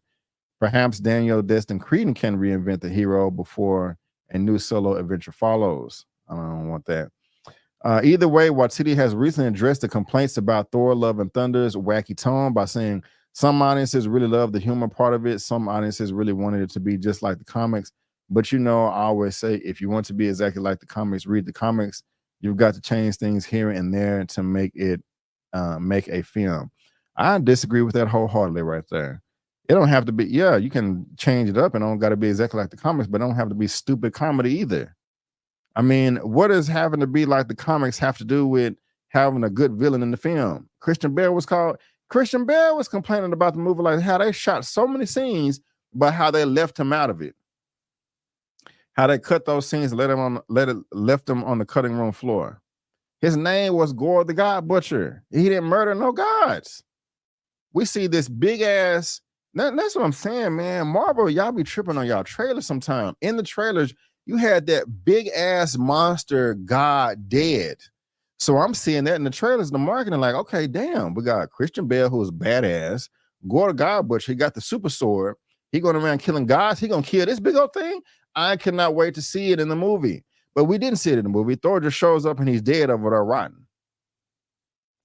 It is very frustrating. So, Taika, what the hell are you talking about? You know, you went a little too crazy with your humor. I'm not saying that you're a bad director. You have done great things, but you know, it's time to move on. And I'm not mad about that at all. Are you excited about a possible Thor? Yes. Now, who should direct Thor 5? Let's talk about that. Now, I'm gonna give this credit to Movie Files, to Elliot with Movie Files, because I love this guy to direct it, but I'm not gonna lie, he's the one that put the idea in my head a few weeks ago. So I want to give him credit. But this is who I want to direct Thor 5. Sam Hargrave. I think this is perfect. If you don't know who Sam Hargrave, look at this in the background. He's already been working with Marvel for one. Captain America Civil War. Let's look at what he's done before. Let's look. Let me get rid of this. Let's go to the actor stuff. Oh my God, he did the Extraction movies 1 and 2 that is on Netflix right now. That also starred Chris Hemsworth, Thor himself. Guys, how is that not a perfect match made in heaven? They already work together. They know each other's styles. They made great movies. Extraction 1 and Extraction 2 are amazing films. And you want to bring that over to the MCU? Now, another reason why I think will work, and thank you, Elliot, again. And what Chris Hemsworth will be influenced to do this is Chris Hemsworth said himself that his children at school are being teased, bullied, and or made fun of to some degree. I don't know if it's extreme or not. Talking about, yeah, people are saying that your movie sucked and they talking about it at school. I don't want to hear this no more, So there's that. So you got this man right here. They worked together on 2 films and it was fantastic. Now let me go ahead and look at some more of this. If I can talk correctly. He has done stunts in Avengers Endgame, Deadpool 2, Infinity War, Wolf Warrior 2, Thor Ragnarok, Atomic Blonde. I didn't like the movie Atomic Blonde, but I thought the action was badass. The Accountant, which was badass. We ain't gonna talk about the Suicide Squad. The first one, Captain America Civil War, The Hunger Games. This man knows the stunts. Come on, this is perfect. Oh man. Please hire this man to direct Thor 5. They talking about we want some more. I just want to see Thor kick ass. I want to see Thor go up in the air, twirl Mjolnir around or Stormbreaker for Odin, for Asgard, for Midgard, and throw that thing down and blow everybody up, but kind of like he did in Infinity War. So in my opinion, Hargrave is the man to do it. I want to see it. I want to see it. Please make it happen. Now, Derek Gaines, where your comment at? So I can pull it up. Hold on. Where your comment go? Where did it go? Now, I would love to see James Cameron do it, but he busy doing Avatar, so that's cool right there. But damn it, man, we need to get this to happen right here. Okay, we need to have Sam Hargrave come through, sign the paper, man. That is perfect. What the hell? Hallucinating. I thought someone was calling on me. Sorry, y'all. But yeah, now Screen Rant has an article as well. This is not in the description. I forgot to put it there. Or maybe no, it's not. I know it's not. They have 10 directors who would be the perfect for Thor 5. Now, we already said Sam Hargrave, but let's just see what Screen Rant has said. Just have a little fun here. First, they have no. Let's get Taika Waititi out of there. No. Sam Hargrave. That's what I got at number 9. So we agree there. Okay. Let's see what else they say. Jon Favreau. Now, this is good. This is another great choice to direct Thor 5. The man that started the MCU, the whole, Jon Favreau does have a better filmography than Sam Hargrave, in my opinion. I would want Jon Favreau to come through. He can do X-Men. He can do Secret Wars. He can do Avengers 5. He can do Iron Man 4. But if they came through with Jon Favreau to direct it, I wouldn't trip at all. I'd be like, okay, hey, let's do it. So Sam Hargrave and Jon Favreau. And as we're doing this, y'all let me know what y'all think in the comments as well. Let's see what else we got here. Patty Jenkins. I wouldn't be mad at it. I wouldn't be mad at it at all. She's not my favorite choice, but I'll be cool with this. Y'all let me know what you think. Jordan Peele. Now, I'm not saying that he would do a bad job, but why Jordan Peele? I mean, I want this man to get work. I want him to succeed, but he's not my first choice. I'm not really excited about that. Y'all let me know what you think. Justin Benson and Aaron Moorhead. I have no idea who they are. They have great experience dealing with some horror films. The Endless Synchronomic Archive 81. Hold on. Why does it keep doing that? Let's see here. I already experienced working with Marvel Studios that they worked on. Okay, they worked on Moon Knight and Phase 5. Oh, they worked on Moon Knight and Loki season 2. Okay, Loki season 2 is good. Moon Knight is good. Okay. Sure, why not? Let's see who else they got. Kenneth Branagh. I mean, that's all right. He did the first Thor. Great actor, great director. I liked his Cinderella, but he's not at the top of the list for me. There you go. We also got Guillermo del Toro. Now, I may lose some subscribers on this one, but I kind of think Guillermo del Toro is overrated. I'm not saying that he's not a good director, but I just kind of think he's overrated in my opinion, but that's just me. Robert Eggers. He did The Witch, The Lighthouse, and The Northman. Maybe because of this film right here, which I haven't seen, but I've heard good things about it. Would y'all be happy with him to direct Thor 5? Let me know. And also the Russo brothers. Of course, I'm gonna go with him, but I would want them to do Secret Wars or X-Men or something. But Patty Jenkins, Jon Favreau, and Sam Hargrave are my favorite choices. And then a whole bunch right there. But y'all let me know what y'all think. Who should be directing Thor 5 in y'all's opinion? What's good, Sean Evans? How you doing? What's going on? Let me see what y'all saying. Okay.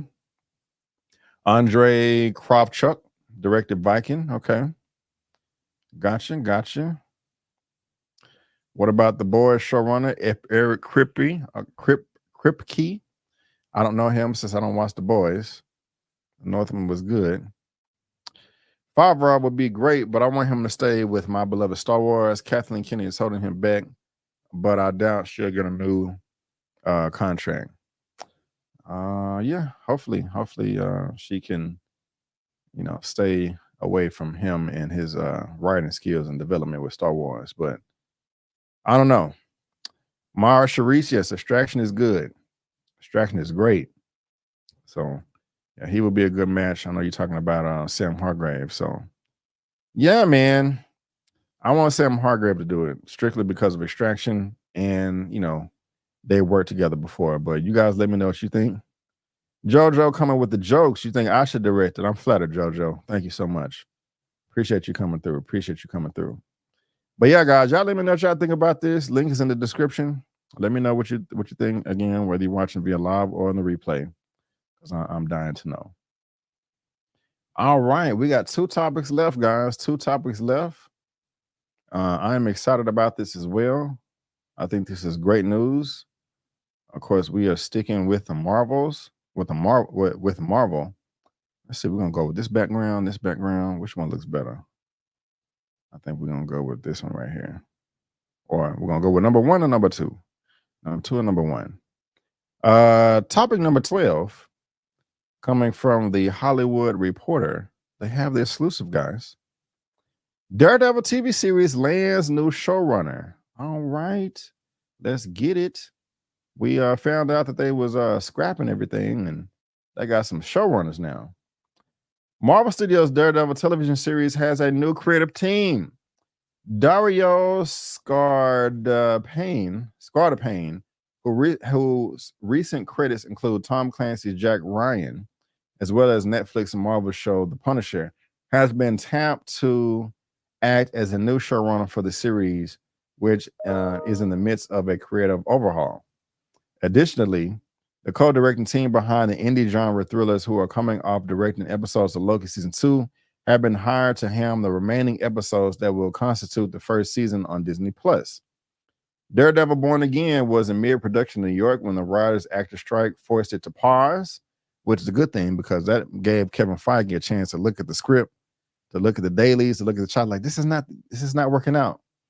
When Marvel execs reviewed the footage, they had a change of creative heart and decided to go in a new direction.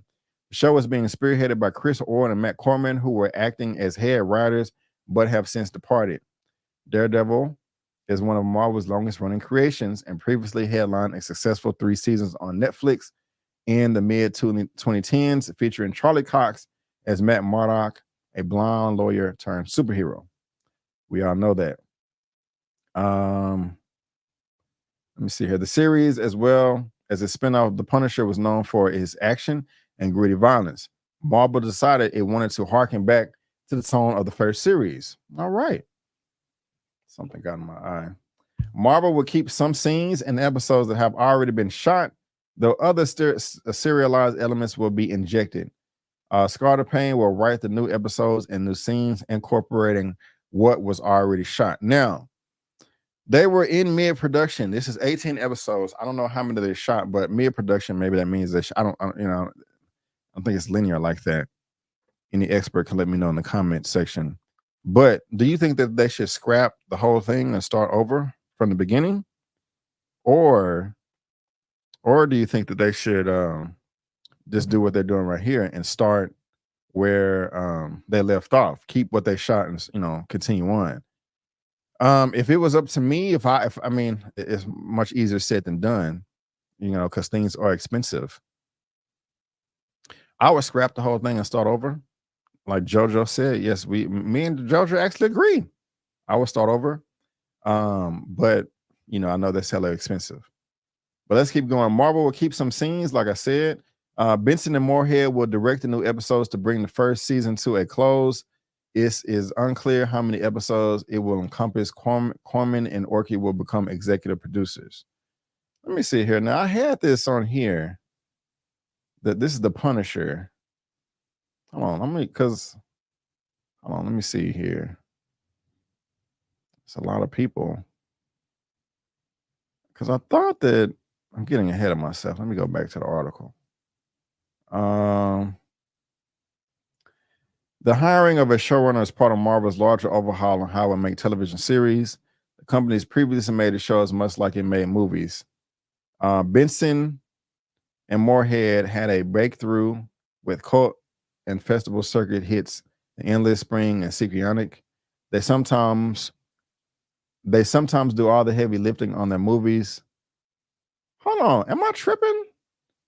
I could have hold on, let me do this. Control F.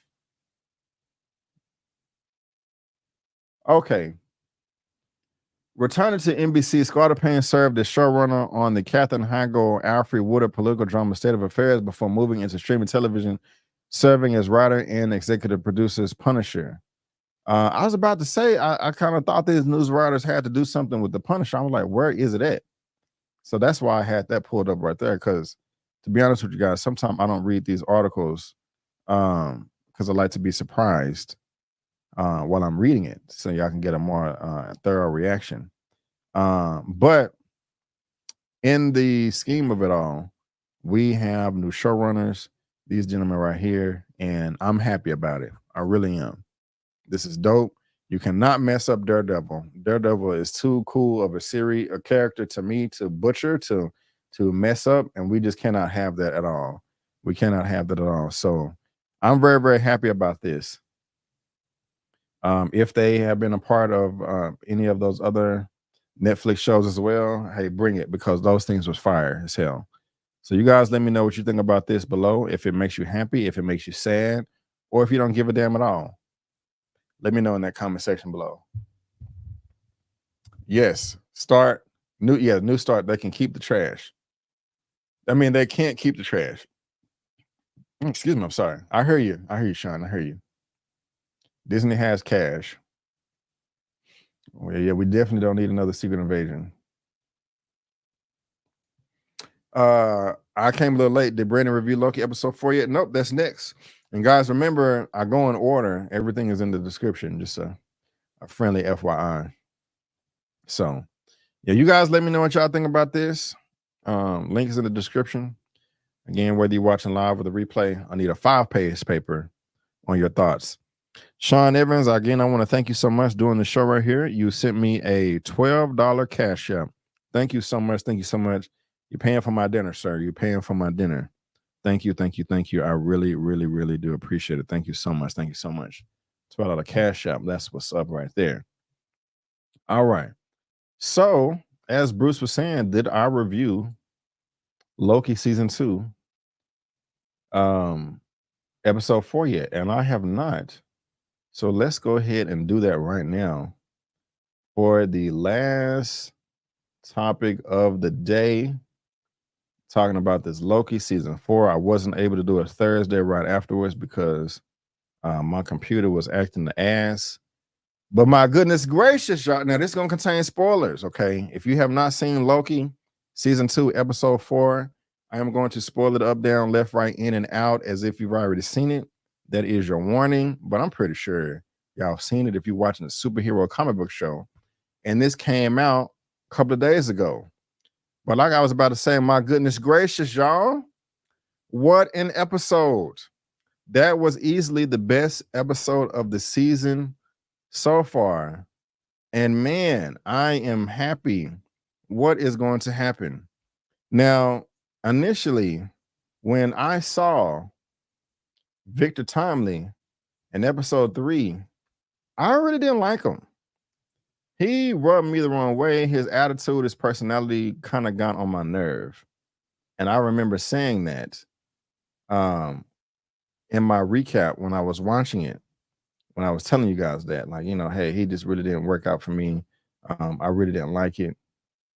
And so the reason why I say that now is because me watching episode 4, I have a change of heart. I just liked him a little bit better. I wasn't in love with him, but I liked him a bit more. And I kind of just felt sorry for him. You know, there was a part of his personality that I could identify with. One line of dialogue that he had in particular, he's saying, "I'm from Chicago. It's the something capital of the world," you know, and I really did like that. But the beginning of, you know, the end of episode 3, we found out that there was some secret that Miss Minutes knew about Ravonna. And she was like, hey, you know, I got some information to tell you. You're not going to like it. And we found out that Kane, the one who remains, was going around wiping memories, wiping everybody's memory. That Ravonna, Renslayer, there was a couple. They were a love interest. There was a boot thing. There was a thing. And that's always happened in the comics. And guys, not only was they like partners, she was leading his armies. That's a hell of a responsibility. And they making him look bad. Talk, you know, like the woman that, you know, she's taking charge and, you know, taking on all the responsibility. Like, wait a minute, I'm the one that was doing all the work and help him rise to power, and he just gonna erase my memory like this and kick me to the curb and send me to the make me do a desk job at the TVA? No, I want to be at the Citadel, sir, with you at the end of time with my feet kicked up. you know, on the balcony. I wasn't gonna keep that going, but you know, I'm gonna keep it PG over here. So I understand why she would be upset. Now, Miss Menace is crazy as hell. We done saw how she acted in episode 3, but man, she flipping back and forth, you know, different sides like a fish out of water. We don't know where her loyalty lies. At first, you know, she talking about the Ravonna like, hey, we don't need him. We can rule everything on our own. Man, the previous episode, you was happy doing jumping jacks in the boat when he kicked her off. And now you want to team up with Ravonna? What's going on? That don't really make sense to me. It don't. And in my opinion, Renslayer should be put, you know, she should know all about that. She shouldn't just be you know, following Miss Menace blind like that. Now, I did have okay. My internet is acting up. My phone. But what did y'all think about the episode? Ready to grab this super chat right here. Great show. Keeps me hanging on. Thank you so much, Robert, for the $5 super chat. I really do appreciate that. Was there another one? I really do appreciate that. Now, was this the best episode of the season so far to y'all? Okay, what is going on with my internet? This one. Wow. Hold on, y'all. Give me a second. This thing is really tripping over here. Okay. Now, again, what did y'all think about what is his name? Hunter X5, the actor. The one that did not know what side he wanted to be on. Not talking about Loki, not talking about Mobius. We're not talking about Sylvie or Ravonna. Not talking about Casey or Hunter B15 or Obi. We are talking about Hunter X5, Brad Wolf, the actor. Okay, how do y'all feel about his character? Now, this had to be one of the most goriest violent scenes in the whole MCU, where they murdered Dox's team. I did not expect that at all. I did like it, but I want, you know, of course they wouldn't have shown it, but one thing when I was watching the episode, I was saying to myself, why are y'all being so blatantly obvious with your defiance? I would have easily been like, hell yeah, Ravonna and Miss Menace, I'm teamed up with you. You know what I'm saying? Let's go party. Let's get out of here. Let's do it. What's the plan? I would have did that to get out of the collar and to get out of the room, and then we would have jumped their ass. I mean, you can't really jump the machine, but you know, like they could have jumped Ravonna. It was 12 of them. So that's like, no, we don't want to do. We'd rather die than join you, and they get smushed to death. I was like, man, that was violent and all that, but I was just saying, y'all are just too obvious with your defiance right here. I would have played the fiddle like a mug. I'm like, yeah, I'm teamed up with you. As soon as I got out of that room, I would have hit them in the back of the head or ran or something. So I didn't expect it at all. I really didn't. I really didn't expect it at all. And Brad, like Darth Wayne said, that was pretty evil. And you saw, and you know, I did like Ravonna's reaction. You know, she was standing ground. She's very evil. She's not a good character at all. And the Disney Plus, it wasn't Disney, it's on Disney Plus now, but it wasn't when it originally came out. Earth Mightiest Heroes. They didn't really show Ravonna talking, but they made you sympathetic to her character. Like, oh man, she's just an innocent woman that Kang loves, and you want her to win. You want, you know, she was dying. But that's not how I feel about Ravonna, Google and Botharon in episode 4. This woman is crazy as hell. She's not as crazy as Miss Minutes, but you know, she's standing there as they getting smushed, just the stone cold stoic face. Miss Minutes over there smiling. Oh yeah, more blood, violence, and gore. Crazy. I don't know who's worse, her or Ultron. But then your boy Brad is over there. Oh my god, he's squirming like this and that. But then when it's all over with, he's smiling. And so yeah, Brad is and the thing about it is, I'm not mad at Brad for wanting to live, but there's just the way to go about things, you know. But it is what it is. It is what it is. Miss Southern Sugar, Miss Minutes and her wide eyes excitement of the gruesome killings. Yeah, it was a bit much. It was a bit much. Now, Brad is innocent. No, he is not. Now, something else I want to talk about is Sylvie. This character is back and forth with me. I do agree with her being upset about not Obi, but Mobius being so nonchalant and casual. Like, okay, all of existence is about to go to crap right now and explode while they're working on it. Let's just get some pie. It's like, dude, how can you be so just carefree right now and just put all your trust in them? Is there nothing that you can do right now to help expedite this situation, to help, to help stop the flood, to put out the fire? They're working their ass off over here and you want to go eat some pie? And she drilled his ass. She was like, you weak dude, you don't even want to go look at your life on the timeline to see what you had because you're scared. He had nothing to say. I agree with every word she said in that moment. However, the only thing that's frustrating me about this show or this episode, is that nobody has really checked her because all of this is her fault. She is the one that stabbed he who remains in the chest. None of this would be happening if it wasn't for you. And she is not apologetic about it. I understand she's stressed out and frustrated because all her life she has been on the run since she was a child. But just like Loki said in episode 6 of season 1, hey, wait a minute now. Don't just stab this man in the chest. Let's think about this.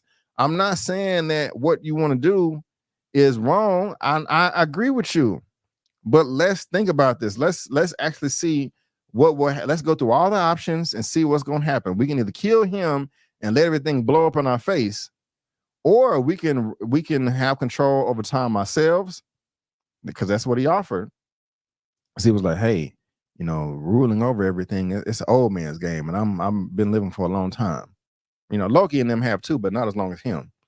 But let's go over the third option. Okay, what will happen? But no, she didn't want to listen. She was in her emotions and kicked him through the time door, and everything is going to crap now. So again, I understand her frustration, but it was, it was a very emotional decision. And now she's, you reap what you sow, and she's,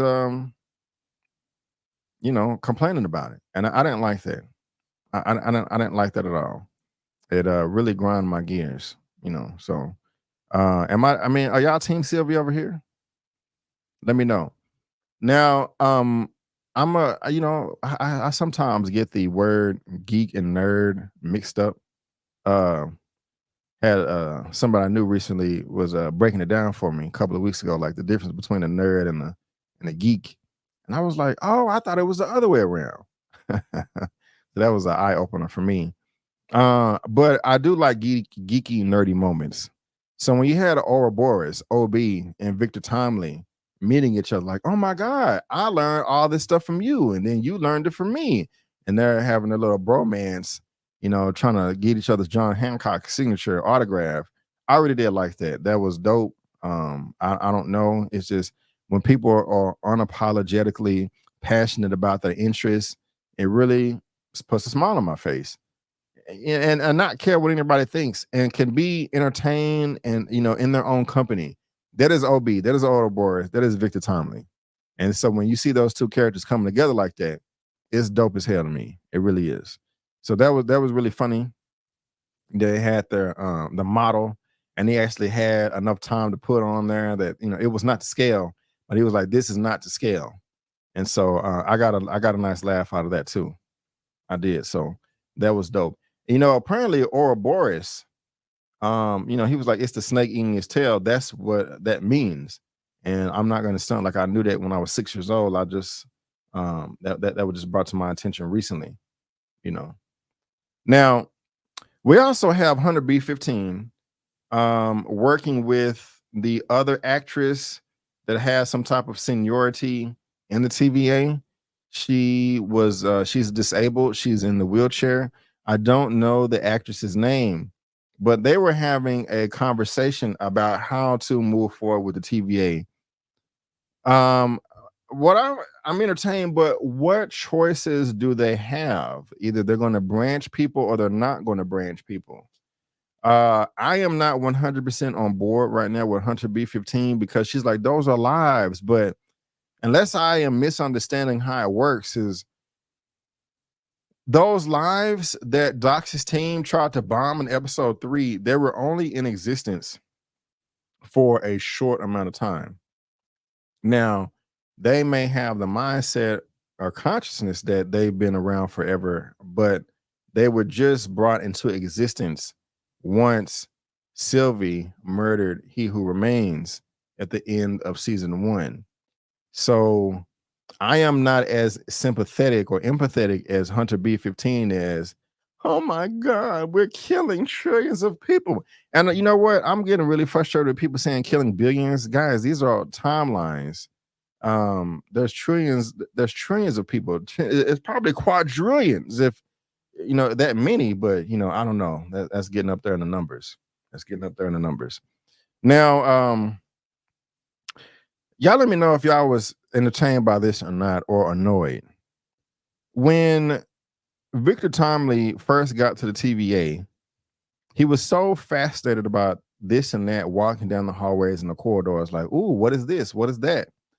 And now the cast, Loki and Hunter B15, see what they're like, hey, we Ouroboros, hey man, we don't got no time, man. We can sightsee later. Let's fix the thing first. Did that annoy y'all, or did y'all like that as far as his personality? I was just kind of like, get out of here with that, But y'all let me know what y'all think. Now I'm gonna keep on going, of course, but I want to kind of see what you guys are saying as well. Let's see here. Sylvie's bromance comment was funny. Yeah, it was. Like, hey, bro, can y'all chill out with all that? Jojo, Hunter B15 past life was working in a hospital, so she was going to respond that way. Okay. But did she remember that, though? She didn't remember her old lifestyle. I was wondering if Vaughn was a variant of Hela. That's interesting take right there. Interesting. I never thought of that. Sylvie's a hothead. Okay. I feel you, Tyandra. Damn, my mouse is tripping. It didn't annoy me. He was fascinated. He was fascinated, right? Now I was trying to play the episode over here on the side, visual reference, but this is not, my internet is not letting me play the episode. I'm not trying to share it. So, my bad there. Let's see here. So I did like all that. That was cool. And but Sylvie charged them up about the key lime pie. And then they had the conversation about them being defined and get squished to death. That was horrible right there. But again, I still want somebody to check Sylvie, and nobody has really done that yet. And that's really frustrating to me right there. But man, now I remember when I saw the first 4 episodes, I kind of thought that episode 1 was filler, and there was really no point for Loki to be time slipping back and forth. Like, what was that for? If you're never going to bring it up again, it didn't occur at all in season 1. It was introduced in season 2, episode 1, but it's not going to come back in the rest of the season 2. So what was the point? It just kind of felt like filler. I was wrong. We know the significance of the time slipping for episode 1, the Ouroboros thing, this time paradox. Loki ends up pruning himself. And actually, I'm jumping too far ahead here. My bad. Talking about Miss Coleman's comment here. Oh man, I put up the wrong one, but that's exactly what I want to talk about. I was trying to pull this one up. It didn't annoy me. He was fascinated. He was also fascinated by the cocoa machine. Why he was so fascinated by a cocoa machine is beyond me. But he was like, oh, and it was just weird how they spent so much time of him. I mean, this dude is a genius. He can, control time at his will. But he is so fascinated by a cocoa machine. So that was interesting right there. But he gives the other 100 the cocoa, and that is where Brad prunes him. Now, since they are being pruned, where are they going? They're going to the void. What will happen? Are they able to come back if they have some type of tin pad? Is Elias still there, or is he going to come back? Where are they? Are these people that are pruned, are they gone forever, or are they going to come back? Are they in the void? Y'all let me know what y'all think there. But he pruned them, and Victor Timely was captured. He was kidnapped. They go into that room, and they start interrogating him, like, "Hey, you know, where's everybody else? Where, you know, what we doing here? We, you know, yada yada yada." I liked all that he was stalling, and I brought this. I asked Eman this in our DMs, and I want to ask y'all this now too. And I think he brought it up in his live on Friday. I can't remember, but we remember, you know, ever since the MCU started, the Infinity Stones, the Infinity Gems, you know, you got them. You're the king of the castle. You can do pretty much anything you want. Those MacGuffins, so powerful. Thanos wrecked shop with them. But as soon as we see Loki season 1, episode 1. We find out that this realm that the TVA is in, you know, the Infinity Stones, they don't work there. The Infinity Stones only work in the universe that they were created in, and somewhere the TVA, is outside of that, so they don't work.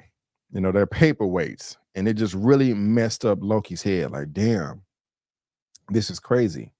They're not able to use their magic, their powers, but when they're trying to get Victor Timely in there to get his temporal aura to open up the doors to run out on the balcony, the corridor, to do whatever they're going to do with the time loom. I forgot what I was about to say. I'm tripping. That's awful. What was I about to say? Damn, I know what point I was trying to make. It was about the magic. When they had, but before that, they weren't able to use Infinity Stones, but they're not able to use the magic either because they have the power. You know, the TVA has the power dampeners to able to turn off the magic. Very, very smart for security. And so when they tried to reboot the system, because Miss Minutes was taking over and locking all of them out, I was like, hey, let's just reboot this thing. It'll take Miss Minutes down for a few minutes, but you know, our people will also be using magic. And it was like, oh, turn it off. I thought that was dope as hell. I like the fact that their magic abilities, talking about the two Lokis, is not just, I mean, it's power based, but it's not just physical strength. You know, Loki can blast people and make illusions and, you know, things of that nature, but Sophie has the ability to enchant people. So she was able to use that ability to trick or to enchant Hunter X5 to go prune Sylvie and to rescue Victor Timely.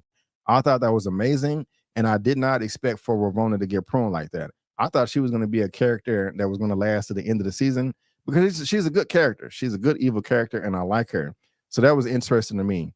But what I was talking about with E-Man is I asked him this question. I was like, say, since they rebooted the TVA and they're able to use their magic now, are the Infinity Stones, are they able to be used as well?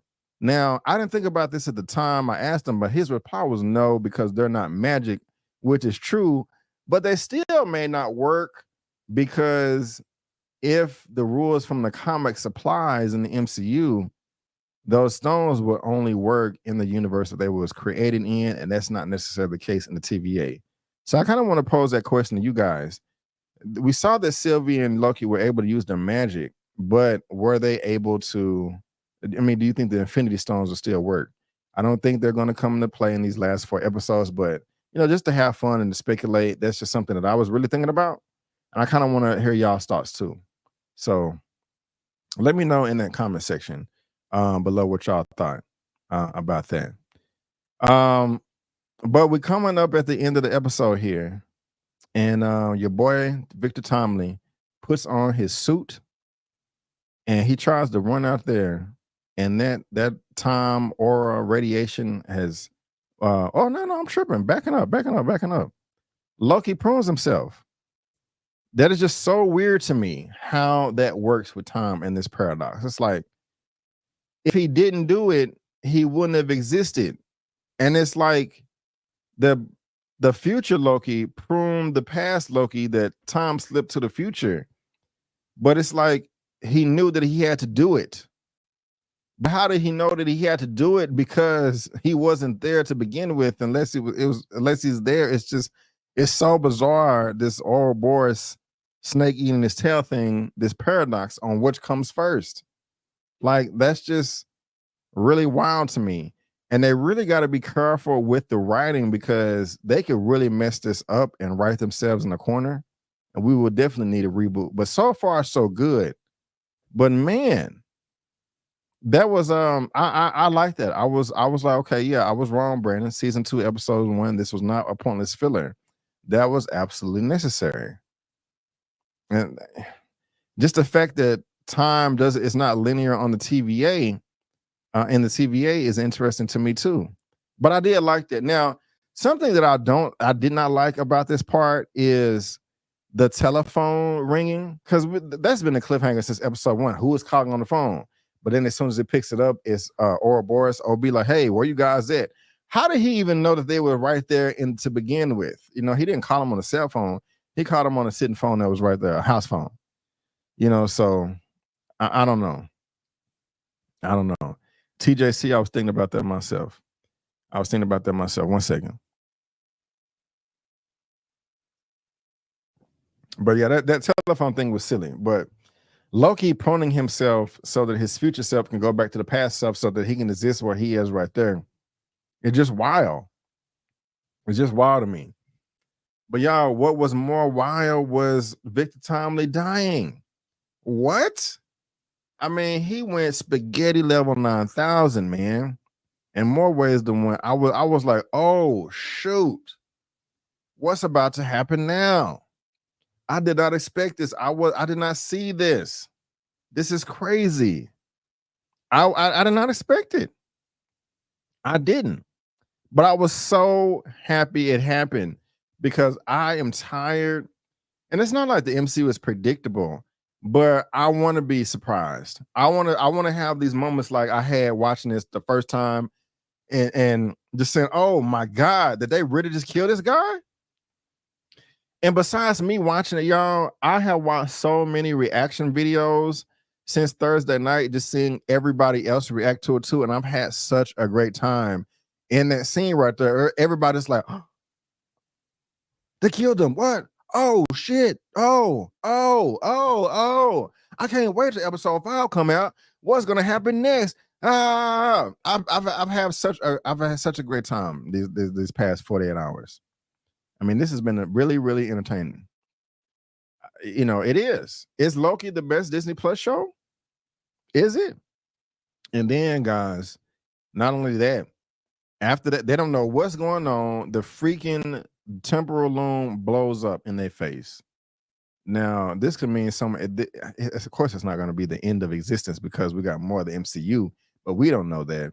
And I believe that they had a trailer for episode 5 where it's still I can't remember who made the comment, but it was like a shot of Hunter B-15, Wumi's character, in the hospital. I think there was a shot of Loki in a parking lot of some jet skis or something like that. So maybe the loom exploding is knocking everybody out to different timelines. Now, not to pick on Eman or whatever, but his theory that he mentioned on Friday, and I made a comment saying that I disagree, and I'm going to talk about that now. One of his theories was that this is the start of, and I may be misquoting him, but the loom exploding is going to cause a giant mess in the multiverse. I don't think that's going to happen. I think that this is still all in one universe. And I heard other people saying that this explosion, this is what's going to combine the Tobey Maguire universe, the Andrew Garfield Spider-Man universe, the Venom verse, the Ghost Rider verse, the Fantastic Four verse, the X-Men from 20. This is going to bring everything together. I am not there yet. I'm not there yet. I am still in the vein that you have a different universe, or this universe that we're in right now, the 616. We're in the 616 universe, which like say for instance, like Earth represents the 616 and our moon represents like a different dimension or a different void, you know, so that's what a TVA is. But we're in our own universe, but you still have different timelines within our own universe. You know what I'm saying? To go back and forth in present. That's what I'm thinking. I'm thinking that these are just, I don't think this is a multiverse thing collapse. I think this is just a universal collapse of timelines. That's where I will, that's kind of what I'm hoping for. I think, yeah, I think they would be riding themselves into a corner if this is a multiversal collapse. I'm just not confident that the writing is has been thought out thoroughly for that, because if you don't get this right, you can really mess up the future movies, future TV shows. So that was the only thing I really disagreed, is that, you know, he thought it was I think he said he thought it was a multiversal catastrophe. I think it's just a universal catastrophe. Will we get a multiversal catastrophe eventually? Yes, of course. I know somebody is bringing up right now the Living Tribunal, who controls all of that, and I still don't even want to see him for a while. But man, y'all, this is a great ass episode, man. I really liked it. I really did enjoy it. I thought it was dope. Excuse me. And it blows up and it cuts to black, or cuts to credits, man. And we just like, whoa, what is going to happen next, man? What is going to happen next? So yeah, what do y'all think, man? What do y'all think? Y'all are killing it in the comment section now. I can't go over everything, but I'm gonna try to go over a few things. Yes, OB did kind of check Sylvie. I did like that. He was like, yes, everything was working fine and dandy. I was here for 400 years tinkering in my little basement, minding my own damn business, and somebody had to kill He Who Remains and made this, you know, the worst work experience ever. So that was funny right there. He did it in such a professional, passive-aggressive way all at the same time. So I did like that. Let's see here. Hunter B15 is the black moral compass. I'll give you that. I will give you that. Love Crab Country started Victor Tomlin. This is true. This is true. Let's see here. Miss Harper says, I think Renslayer is a Kang variant. I wouldn't be mad at that. That would be interesting. B15 is right, regardless of the choice they make, no matter how long they have been in existence. A life is a life. Don't have that Western thinking of what lives matter compared to others. Interesting, Breach Fire. Interesting. So, I mean, I hear what you're saying, but and I don't mean that to say like, oh, I'm not gonna make that comment. That's ridiculous. But hold on. Okay, Bri or Bree. Let me ask you this. What are they gonna do if timelines start running together? I mean, you can't just have timelines running amok everywhere. And we saw on that monitor the timelines was crossing. So I don't know. I'm on the fence. I'm on the fence because there still has not been a full explanation, in my opinion, on how they're going to move forward in the TVA. Because they want to, what I'm saying is B15 and the lady in the wheelchair, they were having the conversation like, okay, we need to change the TVA. It's corrupt. It's broken. We need to fix it. Fix it how? Like, what are you going to do different? You know, are you not going to prune anybody at all? Or are you going to be selective with it? And, you know, vote, like, you know, what's going to change? And that has not been ironed out for me at just yet. So I'm on the fence as far as how justice should be achieved or not. But, you know, I'm not going to say you're wrong, you know, or I'm right. Ravonna is in the void. Okay. All right. Let's see here. Okay. Where's that at? But Thanos said the toughest choices require the strongest wills. That's true. That is true. If the songs could work in the TVA, they would be locked down, not paperweights on someone's desk. This is true. But maybe I'll let you have that one. I'm not gonna go back and forth. I was gonna say like they don't know what they could do because they never worked there before, because maybe the TVA has never been rebooted. But I don't know. Man, I thought the radiation was going to turn him into an X-Man or Super Skrull. What's up, Andrew Robbie? I saw somebody else was thinking, like in another recap, they was like, he's going to get activated. It's going to power him up. No, it powered his ass down. You know, so that's interesting right there. Let's see here. High drama. Yeah. No, pruning will lead to an infinite number of Kangs, which means a multiverse war is inevitable. Okay. So we got some people here that's like, oh, this is not so they shouldn't. So just let variants exist over and over and over and over and over again. Just you know, an infinite amount of variants and infinite timelines. Is that what we're doing? I just want to make, you know, I'm just trying to understand. But yeah, I mean, yeah, that's it for episode 4, man. Episode 4 was fire. It was the best in the season so far. I cannot wait to see what happens in episode 5. I'm gonna be right there at 8 o'clock p.m. CST, ready like this, just watching.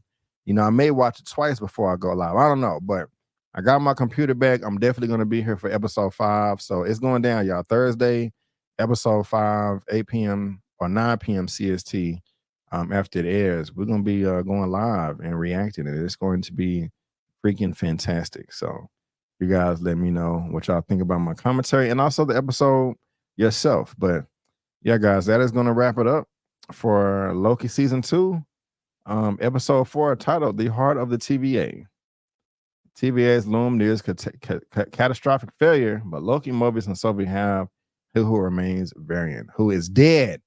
He is not here anymore. So y'all let me know live or the replay what you think about all of that. But the guys, not only is that the recap or the end of my episode 4, season 2 of Loki, that is the end of the show today, guys. That is all the topics that we have. I did 2 hours and 30 minutes by myself. That's usually how long it takes with a few guests.